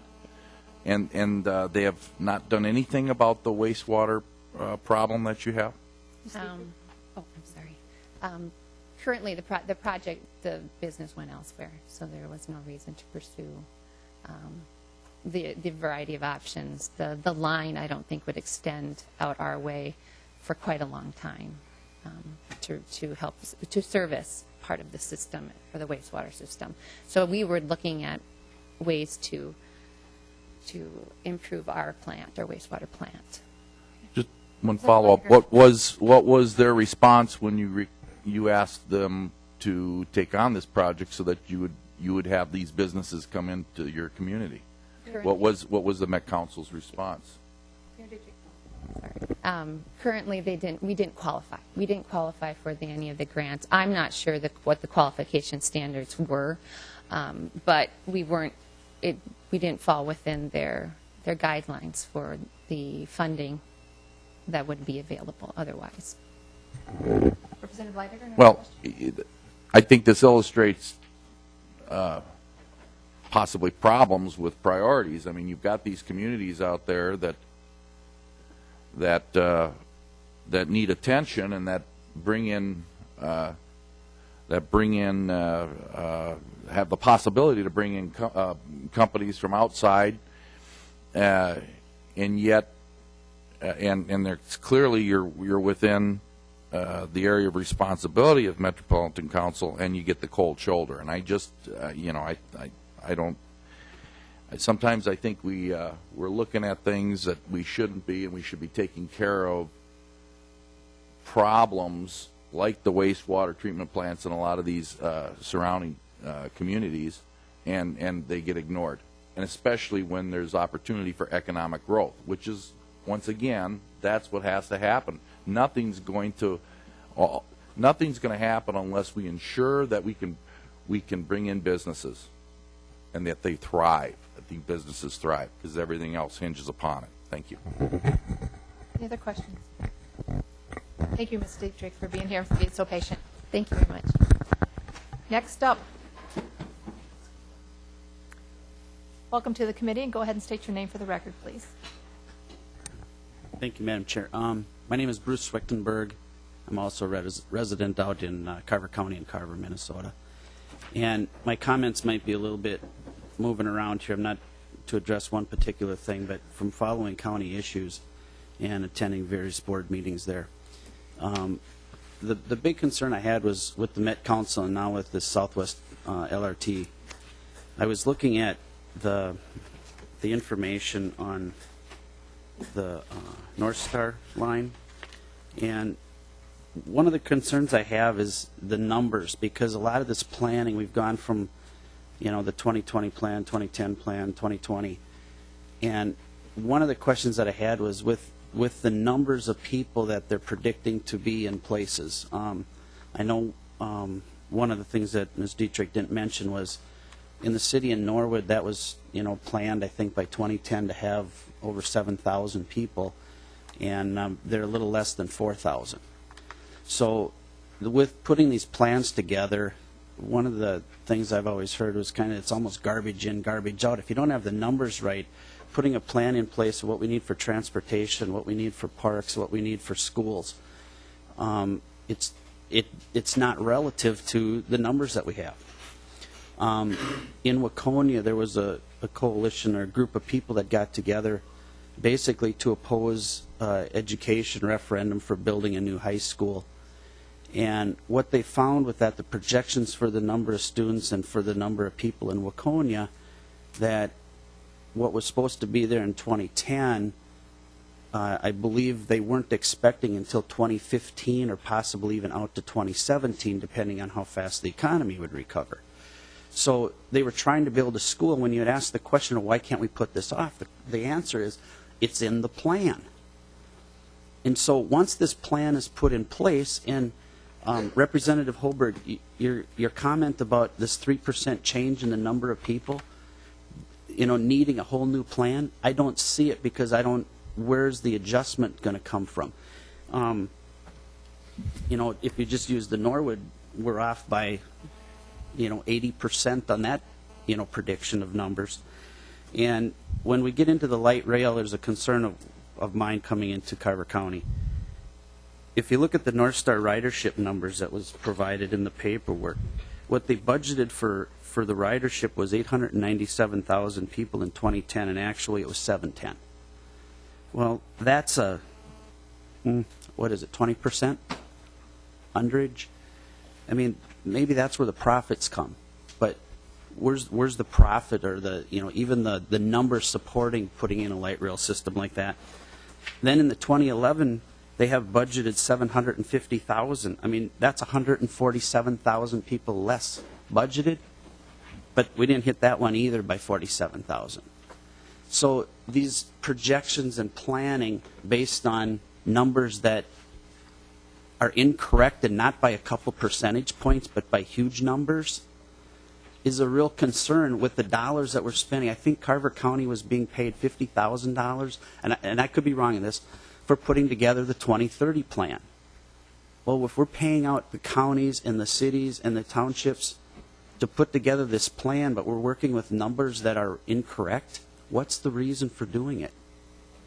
And then the other part of it, too, is in all of these discussions and a number of things about this Thrive 2040 plan, I had seen an article in the newspaper about the 2040 plan, and that was my thought as we just got done with the 2030 plan.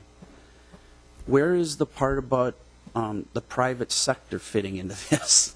Because if there was a need for housing, they'll build it. If there was a need for apartment buildings, they'll build it.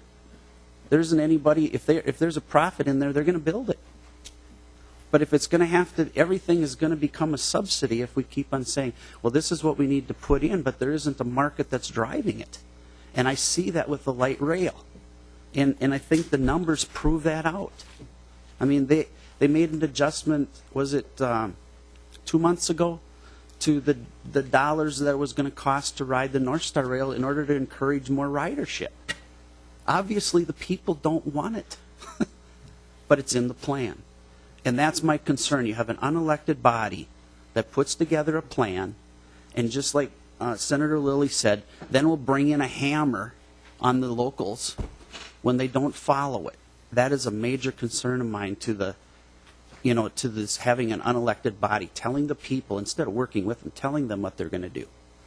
So I apologize for jumping around, but I just had a number of comments on that. Thank you. Thank you for your testimony. Any questions for the testifier? Thank you for being here. I appreciate it. I'd like to call next Tate Danielson Castilla. He's the director of the Frogtown Neighborhood Association. Thank you for being here. Well, go ahead and state your name for the record. Sure. My name is Tate Andres Danielson Castillo. I'm the executive director of the Frogtown Neighborhood Association, which is one of the 17 district councils that work within St. Paul. For those of you who don't maybe understand that, and I want to be clear about district councils because it sounds very much like government. We're not. We're actually a singular nonprofit organization that were established by city 40 plus years ago, but we are independent nonprofits that have boards of directors. So my bosses are 15 individuals who, of the 15, there's 13 of which are residents and 2 of which represent businesses. And so we operate just as any independent nonprofit would and serve the community of Frogtown, Capitol Heights, Mount Airy Public Housing, Valley Public Housing, which is Lexington to 35E, University Avenue on the north side to the Burlington Northern Railroad tracks above Pierce Butler Route. So a lot of our work is right here by the Capitol, especially for Capitol Heights and Mount Airy within the Capitol Area Architectural Board venue. So the reason I'm here is because I was placed into the spotlight back in May. Many of you might have read when I was a part of the Construction Communications Committee. And at that time in May, we were doing our evaluations of Walsh Construction for Civil East. In that time, I interjected quite a few comments about how communication was being poorly executed, that Walsh was not living up to our expectations of what they were going to be doing during Civil East up to that point. And once I turned my evaluation in, the Met Council decided that my comments were not on point enough and removed my evaluation, along with two other individuals that sat on the CCC, the Construction Communications Committee. That threw up a firestorm in the media about what's the accountability with this committee, how much bonus is given to Walsh and any other construction group that's along the corridor. And I think what was interesting to me was it wasn't so much about how much money they were going to be receiving, what bonus they deserved, but it became a matter of what voice was being heard beyond the corridor itself. When you think about the removal of my evaluation, it really accomplished nothing in the scheme of how much Walsh was going to get in bonus. The Met Council has always reserved the right to give as much bonus as they please. They had every right under the auspice of the agreement between the committee and them that if they chose to give them a certain percentage, then that's what they would do. But they would make it public what the difference was between the recommendation and the final bonus. What did I end up doing by removing my evaluation and two others was it skewed the percentage. The media story, if I had not spoken up, would have been, well, the recommendation from the committee was to give Walsh a 60% bonus, and Met Council, in our understanding of the bigger picture, gave them 70%. The reality was that the committee actually gave them 35% recommendation for bonus of the total, and so the Met Council upped that all the way up to a much larger number. And that's really about voice, because there's really nothing I could have said or my other fellow committee members could have said differently to lower the bonus or change the bonus. We already knew going in that it wasn't our choice to make. We were a recommendation phase. So why change the voice? Why make it different to the outside than what was real as far as how we felt Walsh should have been treated in the bonus? And it comes down to a lot of things that I think has been talked about today. I was absolutely blown away by the gentleman that talked about a shoe store, because I think everything he said is spot on. Spot on. Every single thing he said is exactly what's happening on the street, and stole half my thunder, actually, from my testimony today. What the Met Council seems to be trying to do is make you all feel better about light rail and where it is and where it's going. The thing they miss is that I already feel good about light rail, and so do a lot of the folks that live in Frogtown and around Frogtown. We feel good about light rail. We feel like it was the right way to go. In fact, that business owner even said he felt good about the vision. The question is, what's the reality of what goes on when your vision is put into place and construction begins? And there's a lot of negativity going around because there's negative things happening.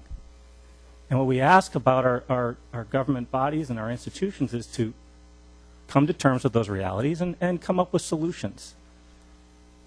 I think it's fascinating what the conversations that have been happening today around those solutions as it relates to accountability. If I look to one of my representatives, if I look to my city council person, those are elected folks that when push comes to shove, they realize they're elected folks. They understand why they're there. What's lacking within the Met Council is that accountability. And that's been brought up numerous times before my testimony today. I just think it needs to be reiterated. Because what we're talking about here is perception. How does something feel? What's the future? How much more money is going to go into it? What do we expect from it? And those things all come to place because of what realities we know we have to prepare for. And so one of the things I wanted to bring up today was this sense of lack of communication from a lot of the business owners and from my organization as well. It becomes the blame game. Who did it? And under this situation on the Central Corridor, the blame game falls around several structural entities: Xcel Energy, St. Paul Water Service, Walsh Construction, and Met Council, all of which can point at each other if something goes wrong. And that's what seems to be happening time and time again. If a hole is dug out and a business can't get into their business, we look in and say, well, Xcel Energy did that.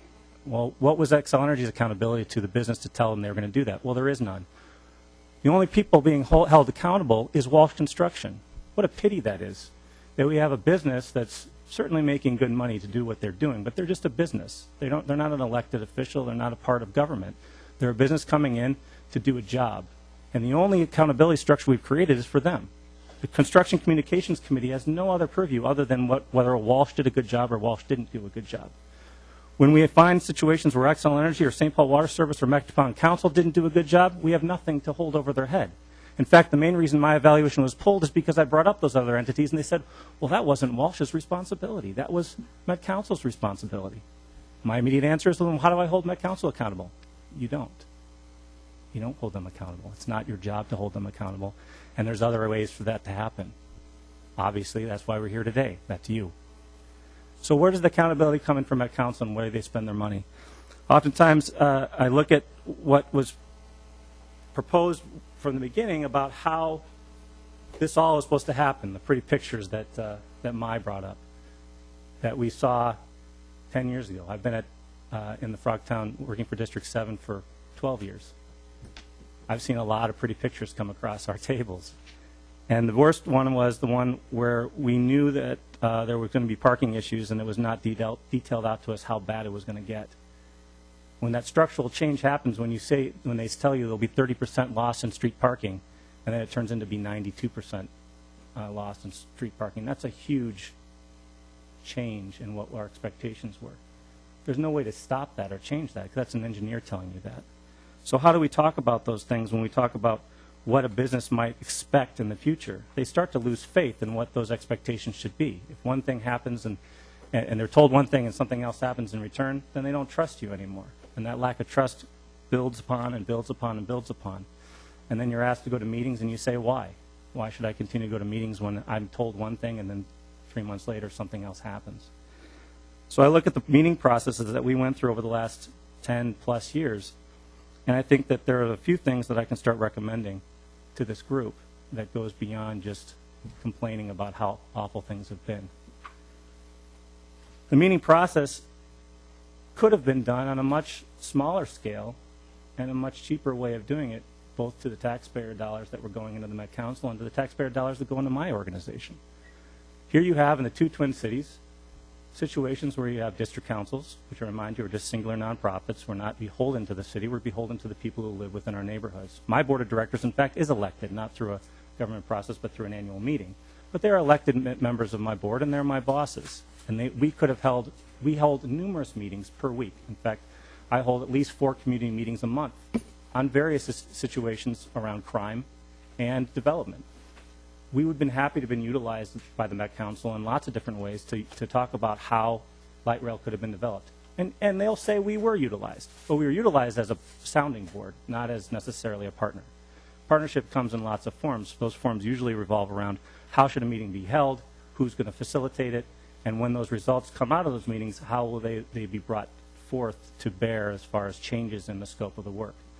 In 10 years I was involved in these light rail processes, I don't think one single thing has changed from what the input was given from residents. Met Council might point to there's 3 extra stations. That was done because the federal government changed the formula. It wasn't done because the Met Council wanted it. They didn't want more stations. They wanted less stations. I still question whether or not more stations was even a good thing or not. But the point was that the things that happened between 10 years ago and now, nothing has changed because of community meetings, because the community process happened on so many different levels and so many different times. The gentleman before mentioned daytime meetings. If you look at Thrive MSP right now, they're continuing the same deja vu situations you have with light rail. If you look at your schedule, remember the representative from Medina mentioned she went to an evening meeting. There is no evening meetings in the city right now. Those meetings are held in the afternoon. Why, I have no idea. Why the suburban meetings are held at night and why the city meetings are held during the day, I have no idea. And it's a question I've asked numerous times and continue to be stumped by. That was the same situation with light rail transit, though, except they did something a little different. They didn't just hold day meetings. They held occasional night meetings, but they held too many meetings. There was a meeting every week. Yet, on top of the meetings, we were already holding on impertinent business within our neighborhoods, and that's over a 10-year period. Think of how many things happen over 10 years. If you're asked to talk about light rail that you're not sure is going to happen, how many meetings are you going to go to? And those decisions get made without your input. So I would suggest the first thing would be to create some sort of process where you're utilizing what you already have. Your community development block grant money goes to organizations all across the Twin Cities and in the suburbs. Utilize those processes. Make the Met Council partner with those organizations and allow them to run those processes. Use your city council. Use your city council members. And so it isn't so micro. I'm not asking you to hold 17 different meetings that influence, those are the number of district councils, to influence the Metropolitan Council, but you can do 7 different wards. And within that, those city council members work with the people they already know how to work with their local district councils, and create some sort of process for input. And most importantly, return. What does the input influence? What changes? What isn't changing? What can they do and what can't they do, and why? That's the stuff that never came out of these hearings. And will probably not come out through this Thrive MSP discussion unless you actually have some sort of smaller accountability level, especially those who are actually accountable, elected officials. The last kind of thing, couple things I want to mention was what was brought up earlier today, which I thought was fascinating, this idea of economic development. The Central Corridor line is not a transit line. It is an economic development project. That is what it is. That's what it was scheduled to be, and that's what even now they will claim, even though they were calling it transportation 10 years ago. Economic development for whom, for what, for when, I don't know. I'm not smart enough to figure that out at this point. It's a lot of speculation. But it does come down to the fact that there is economic development to be expected without any sort of discussion about how to get there. The best example I can think of, but I could probably come up with many more, is the Saxon Ford site. For those of you who come into the Capitol and drove past Saxon Ford for many years at Galtier and University, they sold most of their sites back in 2006. In that time, the Met Council did have influence over what happens next. I believe your speaker earlier said you don't have much control over economic development. But certainly they put time into controlling over housing, because when they helped the city of St. Paul buy the Saxon Ford site at Galtier and University Avenue, they put a stipulation on that purchase. Within the $1 million that they gave, they said this must be housing. You must build housing here. I don't know enough about how these contracts get put together, but one could reasonably ask, why couldn't you say this must be a business?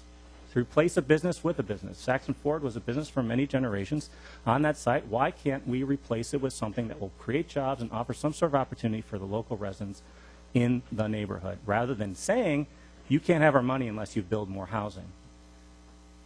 I look to you to look at all the different types of housing projects that are being done along the corridor. I think many of them are great projects. But if we have no money from foundations, both private and public, if we don't have government money coming in, making stipulations towards economic development, requiring it, then new innovative ideas can't happen. If you're just saying you must build housing, then no one's going to think about economic development. If you say this must be economic development, it might take a little longer, but at least you get somebody coming to the table saying, well, I want to do economic development. What's my incentive? Where's my carrot? I look to you all to try to figure out those concepts, because if the money's not there, if the granting money's not there, if the loan money's not there, economic development will not happen. A train is not going to establish that. Some sort of incentives have to. The last thing I'll just say is that, and reiterate what I said before, light rail is going to be a good thing for our neighborhoods. The problem we keep coming across is we don't need to be sold on it anymore. We don't need to make you all feel good about what it's going to do just so you don't cut funding for the next light rail line. What happens to the south, what happens to the north, what happens to the east, west, really doesn't make any difference if businesses are falling apart, closing their doors, and no longer being able to convince their families to move and do something themselves and be entrepreneurs, when all they see is an entity coming in and selling them false promises with some expectation that you can survive if you just had thought more about it. We're not going to tell you how you should have done that, but if you just had thought more about it over the last year when we gave you the time to do it, then you'd be alive today, and too bad you weren't smart enough. No, there should have been some way of saying, you know, more than a $20,000 grant, we're going to actually, when we screw up, when we close down your business for 24 hours because we needed to build a sidewalk and we didn't tell you about it, that we're going to compensate you in some way, shape, or form. And that's what it comes down to. How do we compensate businesses for something they had nothing to do with and they had nothing to plan for? Thank you. Thank you, Mr. Castillo. Questions for the testifier? It's very insightful. Let's get on with some of the business owners that he works with. Let's ask all three down, Ryan Wilson, Larry Peterson, and Chris Ferguson, if you all want to come down to the testifiers table. And I think there's a spare chair there for one of you if you want to grab it. And we'll move along. Go ahead and state your name for the record, please. We will try members to be out of here by 12:30. Hi, I do apologize. My name is Ryan Wilson. If I do appear a little bit nervous, it's because I'm not used to speaking in front of such good-looking people. Go ahead. I'll make this real brief. I bought my UPS store back in 1999 when this area was still in a very much of a growth area. It wasn't a very solid area. I had a choice between 4 UPS stores, and I chose the Midway because it was probably the most vibrant area in the Twin Cities, in my opinion. In that 13 years, I've had nothing but great success, nothing but great growth. It's been the American dream, and that dream ended in 2011 when, in April, they put up a fence in front of my business, which they didn't do any work in front of my business for 5 months. They sat there and they stored their track. That one gentleman mentioned track storage in front of our business. We were promised that that wouldn't happen as business owners. They told us that they wouldn't impact us. They wouldn't store any equipment in front of our places. We had meetings about what are we going to do to get that track moved. Actually, one of the principals for the Met Council is here right now that was in that meeting with us. And at one point in time, she said that they would do everything in their power to get that track moved. Unbeknownst to me, which she was already aware of, that track was planned to be stored there in January of 2011 without any business owner's approval on that. The impact of that has been so significant I can't tell you. Their environmental impact stated that we would lose 2.5% of our business. How many members out here are business owners? Okay. How many of you can afford to lose 2.5% of your business? Really? Outstanding. I'm going to take that a step further. U7 comes out with a report that states that the average business out there is losing anywhere from 20 to 40%. Can any of your businesses sustain that? Outstanding. Our business is, and we're hanging on and we're going to fight, and there's nothing they can do to make me go away. That's just how it is. That's how I was raised. I have a strong business. With that being said, I'm a national franchise. So I get the opportunity to compare all of my numbers with all the other 35 to 4,500 other stores that we have around the country. Between 2011 and going on to 2012 right now, our network is experiencing a 6.59% growth, okay? So there isn't a recession in my world. We've been very fortunate. UPS is our parent company. They're very strong. They improvise, they adapt, and they overcome to bad situations. And the economy was one of them, and we overcame that. The downside of that is, over that same time period, I'm down 7.78%. I'm not going to get into the real dollar amount of what that translates to, but each and every one of your families would be very upset with the fact that you're not going on vacation next year. Okay? I've got a 2-year-old child that my wife takes to work every day instead of putting him into a child learning center. That's the actual true impact. The Metropolitan Council looks at a project like light rail from 30,000 feet above. It's what we like to call macro. Okay? I'm at ground level, at the micro level. We get to see this. I get to feel what their speculations were at 30,000 feet. From 30,000 feet, they look down at this project and they say, God, it looks great. And we all do. We all say, gosh, this is a great idea. But nobody from the Metropolitan Council went down to ground level. The people that did go to ground level were basically the Chamber of Commerce, who, Walsh Construction, is one of the presidential leaders of the Chamber of Commerce. Our major business companies here in the state of Minnesota don't spend that money for the Chamber of Commerce. That's what Walsh did. A Chicago-based company is the presidential leader of our Chamber of Commerce, meaning they've got the most money, which means they get the most voice in the Chamber of Commerce. When this plan was originally sold to the business community, they said that they were going to do it in 3 one-mile sections. I'm not sure when that changed. I'm not sure what legislative body had the right to make that change, but that is the pill that killed us all. The Metropolitan Council basically took the business community and gave us cancer. And we're sitting up here, we keep asking the legislators. I can't tell you how many times I've been in Melvin Carter's office. I've had Melvin Carter out to my office. We've had Robin Kaufman, Rita Rodriguez, John Commerce. I'm a former military police officer, and I am a huge fan of utilizing your chain of command. And I have done nothing but that. I've utilized it to the nth degree, and I come to one solution, one common thing that's happened throughout this whole process. And it's been brought up before, and I'll say it again, and that's accountability. The Metropolitan Council has no accountability in this process. When I asked Melvin Carter, what can you guys do about getting this track storage and getting some of these roads opened up that you guys promised wouldn't be closed? His answer to me exactly was, I have a bully pulpit, and that's all I have with the Metropolitan Council. So I have no one to go to. So I call Rita Rodriguez, my community outreach. That didn't go over too well. Rita's a great lady. She was just given way too many businesses to try to maintain. I think at one point she had 190 some odd businesses. Joey Browner had left, so Rita was given this vast amount of businesses for this young lady to try to mitigate and try to, smooth this process over, and that was an epic failure. Then they brought in Robin Kaufman. Great person.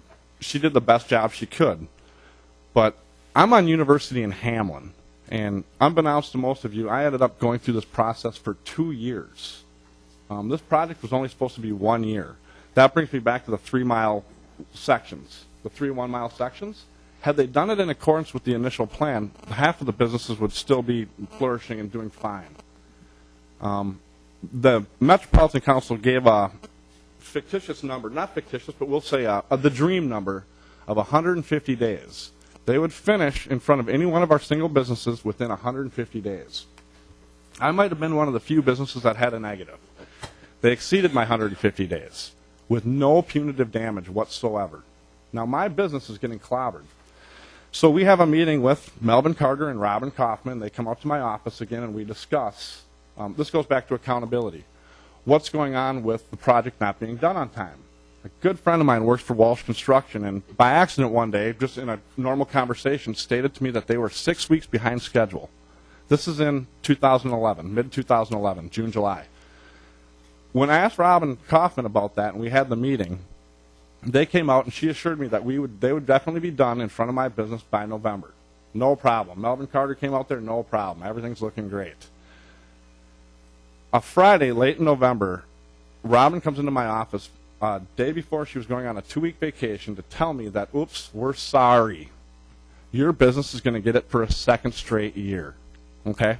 Business owners out there, how many of you do business plans? I'm sure most of you, if you have any intelligence. Every business owner should be doing a business plan. I always do a business plan. My business plan for 2012 was supposed to be growth, was supposed to be recovery. All of a sudden, in February, I find out in March that they're going to close my intersections on Hamlin. Absolutely close the intersection, north and south on Hamlin. That was never in the project in 2011. Who gave them authorization to do it in 2012? So what do? I call John Commerce. He's, again, the head of my chain of command. I only have one other person ahead of John Commerce, and that's Chair Haig. And she is entirely too busy to deal with us. I'm just I sell boxes for a living, for crying out loud, okay? She's got more important things to deal with than me. When I asked John Commerce, I said, how are we going to deal with this for a second straight year? I didn't budget for this. My business plan, they specifically told me, again, I'd lose 2.5% and it would only last a year. I'm in my second year of this project. They still are, my lane closures are still there. Hamlin just got finished about a month and a half ago. Again, it comes back to accountability. I didn't believe this was happening. I mean, I'm from Minnesota. This isn't, I would have rather the Metropolitan Council came in and given me eminent domain and said, here's half the value of your business, go. Moving forward to the southwest line, I've already communicated with our corporate office, and they actually did a comparison for me to compare what happened with my store and with the two closest stores to me. I lost 2,223 customers in 2011. From a marketing standpoint, it cost me $50 to $80 per every new customer I get in marketing. I went to a public school, so I'm not going to sit here and bore you with math. That's incredible. That's the numbers and the dollars that my family lost in this process. It's over $100,000 in comparison to the UPS stores compared to me. My question to you folks right now is, why is my family having to pay for this light rail? Why is my family being stuck with such a serious bill? Everyone, $498 million of this project is coming in from federal money, okay? That means federal money. That means everybody in this country is benefiting from light rail, okay? Not to exclude Ramsey County and Hennepin County are contributing the other brunt of this money. That means everybody from these counties are all getting the benefit of enjoying this light rail project. Am I wrong? Correct? With that being said, why is my family having to pay such a heavy price for this? The average business owner in the state of Minnesota has owned 5 to 7 years. I've had my business for 13 years. I plan on staying there because I did get the $20,000. That money is, I apologize. I appreciate the efforts on the $20,000, and it may have helped a few businesses, but that's insulting. I'm going to pay $24,000 in the next 4 years in property tax alone. Okay? That $20,000 doesn't do anything. The projects that they compared this light rail project with, the things that the environmental impact study showed were 4 studies, 2 of which I believe were done in Texas, 3 maybe in Texas, and 1 in Montana. Yellowstone National Park, folks. I'm not lying. I can't make that up. They did one of their rail studies in Yellowstone National Park. It might have well been Jellystone National Park. I don't think there's too many UPS stores in Yellowstone. The rails that they used to study for this environmental impact study down in Texas were done in low-density areas along highways that didn't affect businesses. They didn't have, so they compared an apple to a banana, and there's nothing to compare to. The closest thing they could have compared to was out west, where they built, I believe it was Oregon or Seattle, where the last light rail that they built that had such high density, they gave each one of those business owners $150,000 in that community so that they could keep the businesses afloat. I can't make these numbers up, people. These businesses, you drive down University Avenue right now, and it looks like Detroit, Michigan. I apologize. With that being said, the jobs out here, I can't grow my business. I'm down 3 employees now. I'm down to 1 staff member right now, and he's working his tail off right now while I'm here trying to tell you guys what's happening out here. Right now, we have a 17.7% unemployment rate for blacks in the city of St. Paul. Okay, it's the highest in the country. It's higher than Detroit, Michigan. It's higher than Selby, Mississippi. Okay, this light rail project, I know the FTA requires that X amount of people that are on this job. It's for immigrants. Well, you go look and drive around that job, and there's not too many immigrants out there. With that being said, who's working on this project out here? 17.7% unemployment rate in the state, which is the highest in the country right now for black Americans. And you go drive around that light rail project, and the Metropolitan Council, they could have easily put that into a contract that Walsh Construction had to hire X amount of Minnesotans for this job. And for those of you that are unaware, Walsh is a Chicago-based company, and the majority of their employees came from Texas. That's disappointing as can be. That's beyond the point of what happened with the business losses. I don't know what to tell you guys. I just, it's when I have a problem with the Metropolitan Council and I want to address it, I have only one other person to go to, and that's the Metropolitan Council. My local government, i.e. my city council members, stated that they had already given the land rights away to the Metropolitan Council. So they get to utilize that roadway for whatever they want to. And when I call, I have no one to go to. I've never seen anything like this in my entire life. If I have a problem, I have to go to the Met Council. If I don't like the Met Council's answer, I have to go to the Met Council. That in turn makes them the judge, it makes them the jury, and in many, many, many cases along the Central Corridor line, it's made them the executioner. And all I can do is ask you folks to help us. We were left out in the cold. We can't bank on the Chamber of Commerce because their largest voice is Walsh Construction. That's just the reality. And as a business owner, I'm going to stay in Minnesota. I'm going to stay in St. Paul, and I'm going to stay fighting. That's the only thing I know. And to have this happen and have, I'd actually go into tears right now if I wasn't in front of such a good group of people. That's how bad this has been. And I can't tell you. 13 years of building something, you put everything in your life into it. You put your heart, you put your soul, you bleed in this business. Every one of us that owns a business does that. That's what business owners do. For them to come in from 30,000 feet and just say, this is how it is, good luck, guys. And then when I call and say, you guys are killing me, they're like, oh, well, maybe you should do better management. Maybe you should do better business. UPS made me a training center 10 years ago because I am good at what I do. I am an expert at what I do, and there's no question about it. I didn't forget how to do business in 2011. My numbers, the Grand Avenue store and my store, are simple as this. Wham, in the curve. They went up, I went down. Roseville, they went up, I went down. Everyone around me is expanding and growing. And I'm sitting here trying to figure out what I'm going to do for my next piece of equipment. And that's wrong. And the Metropolitan Council is accountable to this. They have to be accountable. And what I'd like you folks to do is ask the Metropolitan Council, what are they going to do for the businesses that are involved in this for 2 years in a row? What was your plan? Their communication, as far as me knowing that I was involved in this for the second straight year, was Ms. Kaufman stopping in my office a day before she was going on a 2-week vacation to tell me, oops, we're sorry, you're in it next year. I apologize. I will. Yes. Thank Mr. you for Wilson, taking your I time. greatly appreciate your testimony, and I just hate seeing what has happened to the businesses down there. And the reason I didn't want to just call this to air this dirty laundry for the Met Council, I want them to be held accountable, and that's what this commission is trying to do. And I'll have some closing comments, and I hope that they will sincerely take action. But I really appreciate you being here, and I'm sorry for what you've gone through.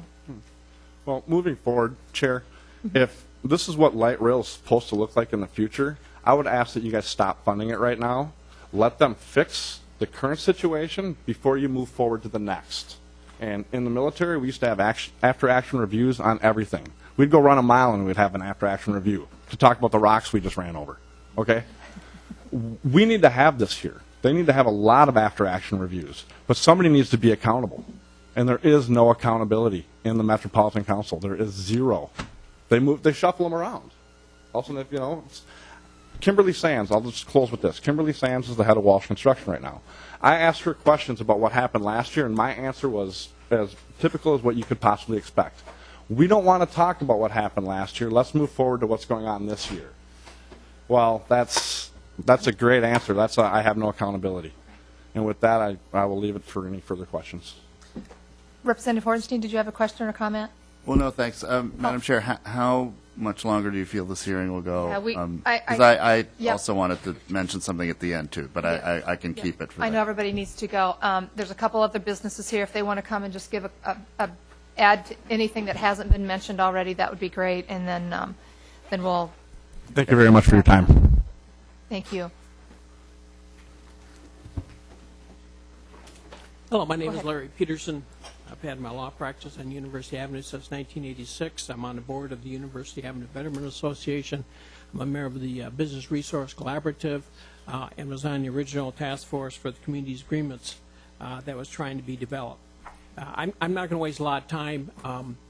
Quite candidly, I'm concerned that you're maybe the last one to hear about light rail in St. Paul because we have spent hundreds of hours in front of public hearings and meetings. So I'm going to just leave with you some documents that maybe your research staff can get you up to speed on. It's the federal lawsuit. Judge Donovan Frank ruled January 2012 that the federal environmental impact study was inadequate insofar as it fails to address the loss of business revenues as an adverse impact caused by construction. They were ordered to do a new federal environmental impact study. That was January. Here we are, September. Nothing has happened. The loan program, we vigorously argued that it should be a grant program. So going forward, I think it should be a grant program. Why should people be required to go into debt for reasons totally unrelated to the way they're running their business? The results from the loan program that the City of St. Paul has administered, I'll leave with you. They're available. They've been submitted to the Met Council as part of the new environmental impact study analysis. Our organization submitted a 4-business anecdotal study on the impact that has been caused.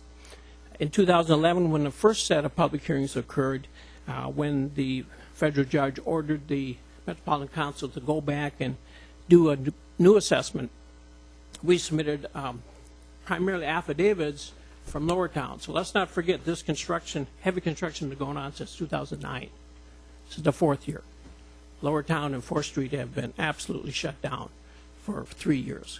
So this is a long, long history of interaction.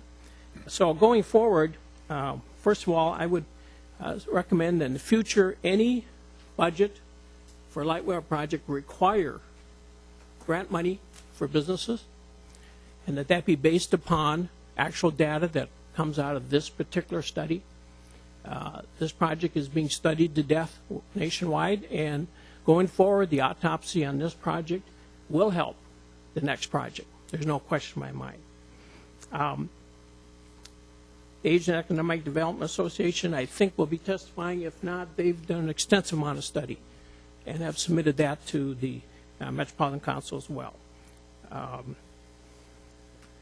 In addition, all future projects should require relocation money to be available to all businesses and individuals forced to relocate because of the construction. The current time, the Metropolitan Council has taken the position that that money is available only if you undergo eminent domain. And the regulations were amended a few years ago, actually a number of years ago, that expanded the definition of who's eligible for relocation funding. So relocation funding ought to be available to any business that can prove that they had to move, not just because they were under eminent domain. We now have property damage claims coming in against Walsh Construction. Going forward, I'd recommend that as part of any contract with a general contractor, they have a mandatory mediation arbitration clause that forces the contractors and subcontractors to work with private property owners over property damage claims. At the present time, most of these claims are being denied, and Walsh is refusing to disclose the basis for the denial, so it forces businesses to hire lawyers. And that's just not a viable economic option when you're losing 20, 30, 40%. Also, going forward, I would think the Metropolitan Council ought to be required to make sure a community's agreements document is in place. Are any of you familiar with that? It's a document that whenever any development project is started, the community, the agency that's proposing the project, get together and create a document that says, here's how this development project will go forward. This was attempted in this case. A task force was set up. It just didn't get off the ground because it was too late. It dissolved as an absolute failure because there was no consensus as to how should we control construction projects. There should be a lot of teeth in these contracts in the future between Metropolitan Council, the FTA, and the contractors on affirmative action, the hiring. There should be more aggressive positions, more aggressive provisions in the contracts to make sure that minorities are hired, that local people, services are hired, and or individuals are hired. There's a lot more that you can do by contract if you plan far enough in advance. With that, I'd like to turn it over just briefly to Jack McCann, who's the president of our organization, whose family has owned real estate on University Avenue for many decades. Thank you very much. Thank you very much. Jack?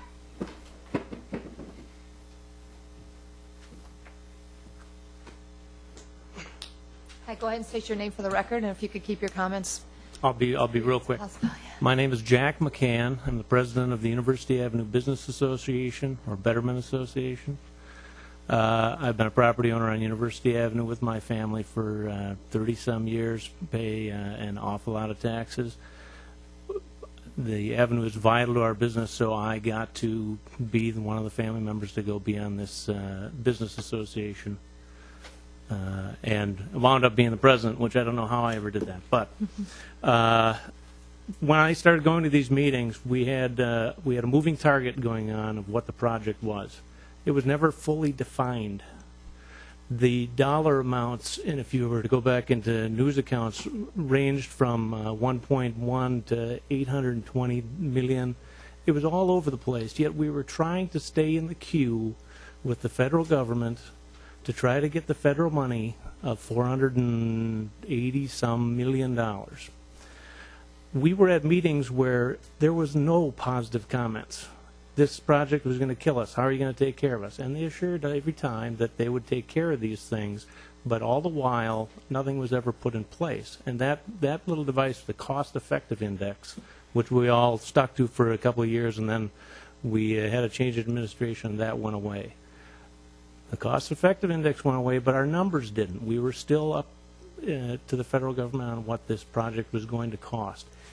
With all the testimony and standing back and looking at the project and taking out a tape measure and finding out how wide this avenue is, one could easily tell this was shoehorning a very big thing into a very small place, and there was going to be a lot of impact. None of that impact was ever placed dollar amounts on. None of it was really studied from a business side of things. The Met Council might have looked at it, but they're a little bit skewed. They really wanted this project, really wanted the project. We had a lot of meetings. They were checking out boxes.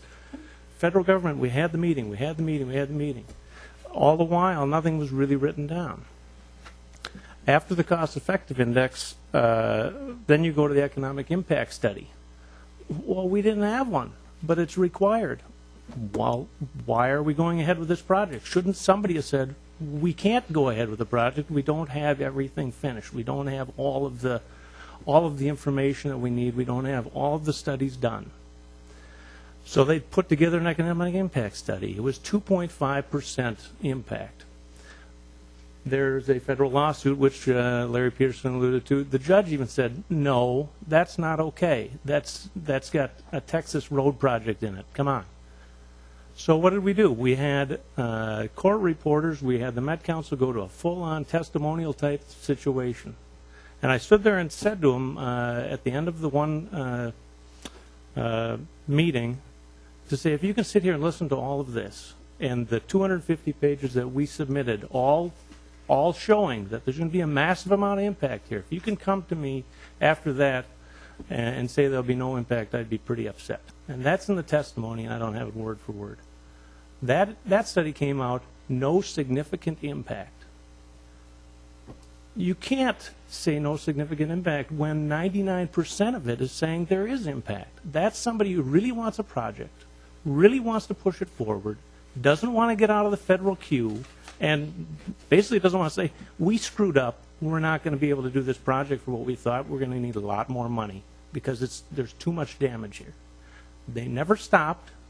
Now we're running around trying to give away $20,000 and a pat on the back and say, hang with it, we can get through this. We can't. There's 25% vacancy on University Avenue. That corridor, I've been there. I've built most of the West End with my family. It's a vital corridor. Comparison to national numbers is 9% vacancy. People are running out of this avenue. I mean, it's ridiculous. Anybody who can build a project like that with the numbers they've got, I know I can't. When I put together a development project, if I'm off that far, I'm out of business. The Met Council should be out of business. There should be a serious agency, elected agency with real accountability behind that kind of an agency that wheels around. And I was at a meeting with Senator over here, $770 million budget, and no one's elected? Come on. It's wrong. And I think that this has to change, and it has to change very, very soon because we're going in a hole before we build 5 more of these things and ruin more things. That's all I got to say. Thank you. Thank you very much. Thank you for your testimony. Is there anybody else? Chris Ferguson is welcome to the committee, sir. Go ahead and state your name. Thanks. My name's Chris Ferguson. We own a business on the Minneapolis end of the corridor. I think and I also chair the Business Resource Collaborative, and I'm a member of the board of the Midway Chamber and on the Corridors of Opportunity Policy Board. So, from our perspective on the Minneapolis end, I think it's the project has gone significantly better than it has on the St. Paul end. I think there's a few reasons for that. Not to say that there hasn't been significant business impact. The road in front of our business was closed for about 220 days without a single lane of traffic, with sidewalks impacted, et cetera. And we still have on either end of the block that we're on, there was construction throughout this year. So there's definitely impact. I think one of the things that's important is to differentiate the execution portion and sort of the challenges with executing on this contract versus general construction challenges and the fact that we're rebuilding a major road while we're also doing this infrastructure project for the rail program. So one of the biggest difference, I think, in our end is we had a contractor that is Minnesota-based that went above and beyond what they were required to do in our opinion, to make sure that the business impacts were as little as possible. Many of the things like parking, et cetera, that were complained about on the St. Paul end just didn't happen on our end because the contractor was towing subcontractors or making sure that those vehicles were not parked, putting up special signage to make sure that people were not using the parking and living by the rules that, in fact, were actually set up in many cases in the contract, but the contractor wasn't enforcing on their subs, and we're not, on the St. Paul end, may not have been taking some of that responsibility.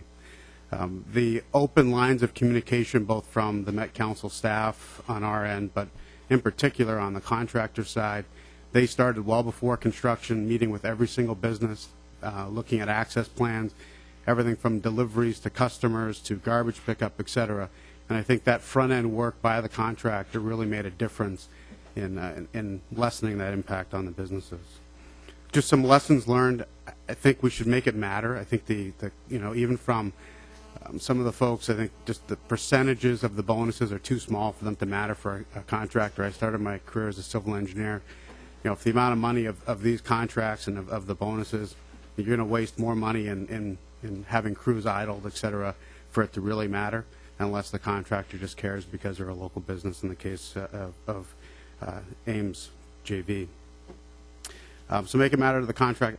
I would suggest, I know it's difficult on a government entity, but make it matter to the project staff so that on time and on budget isn't the only priority of the Met Council staff, but impact to business is something that they get rated on when they're being evaluated.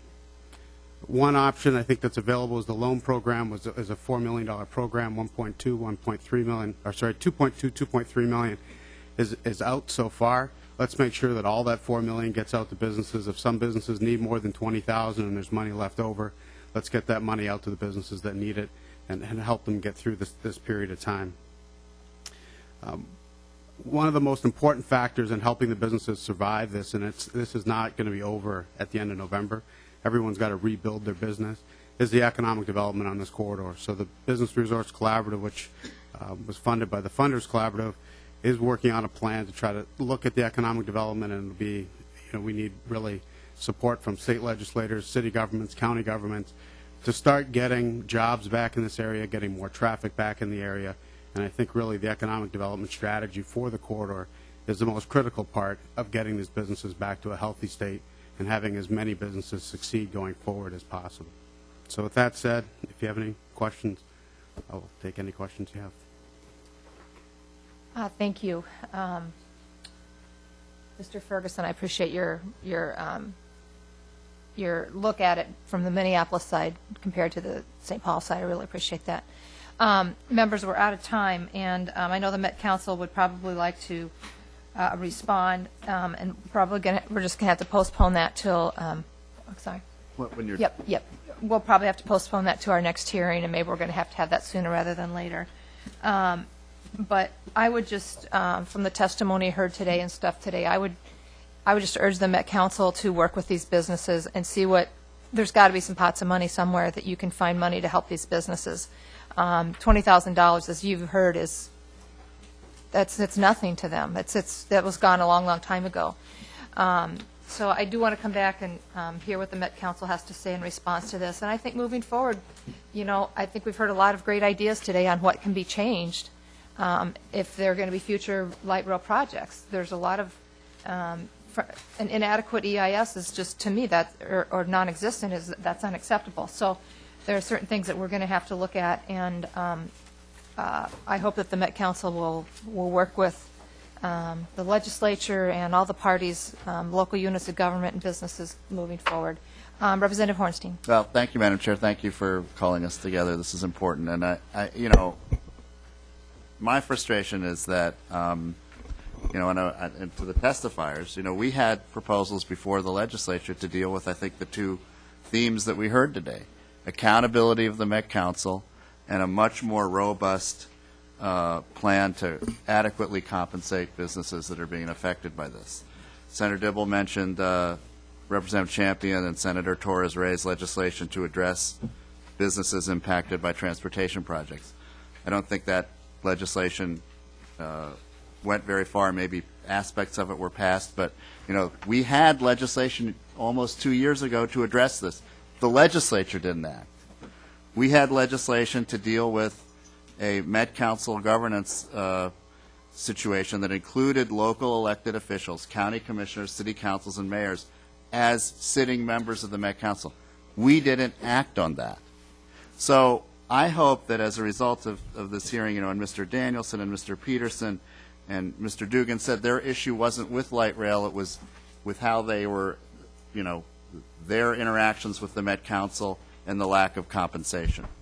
And so let's deal with those issues. I think we can on a bipartisan basis. I think there's enough agreement that we can move forward on this. But I also just want to remind folks that there's some legislative inaction happening here, as well as some of the issues that were raised with the interaction between the Met Council and some of the local communities. So my plea moving forward is that we work together bipartisanly to address those two issues that were raised today: accountability of the council and its governance, and adequate dealing with the businesses that are impacted by this. So I really appreciate your having this hearing, Representative Scott, and I hope we can move forward together.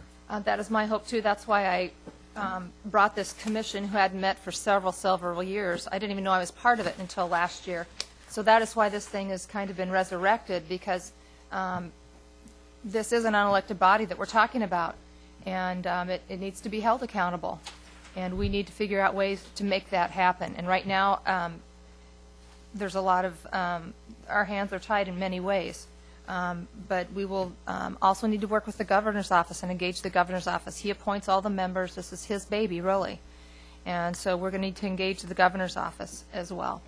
So any final comments from members?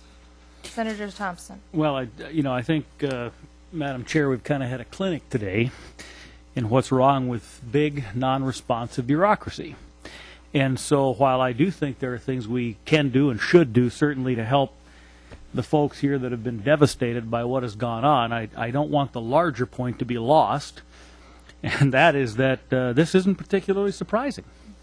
You have an unelected body of people that are put in charge of hundreds of millions of dollars to engage in a mission that unfortunately has become, rather than responding to market forces that provide indicators of supply and demand, that has become an organization to attempt to force people into certain kinds of behavior. And as long as we have that kind of an organization in place, we can tweak it around the edges and do the best we can to mitigate the damage to individuals who've been severely harmed, but this is not a good way to do government. Representative Hornstein raised the point, why didn't the legislature do anything? Because we have a re-election problem in 6 weeks. That's why. And nobody here is going to lose an election for saying, well, the Met Council screwed it up. So until we put until the people directly responsible for outcomes hold an election certificate, the public will never be able to hold us accountable. And ultimately, that's what has to change. Thank you. Any further comments? All right. Thank you again for being here and your patience for a long meeting, but I think it was worthwhile, and I hope you enjoy your day. Adjourned.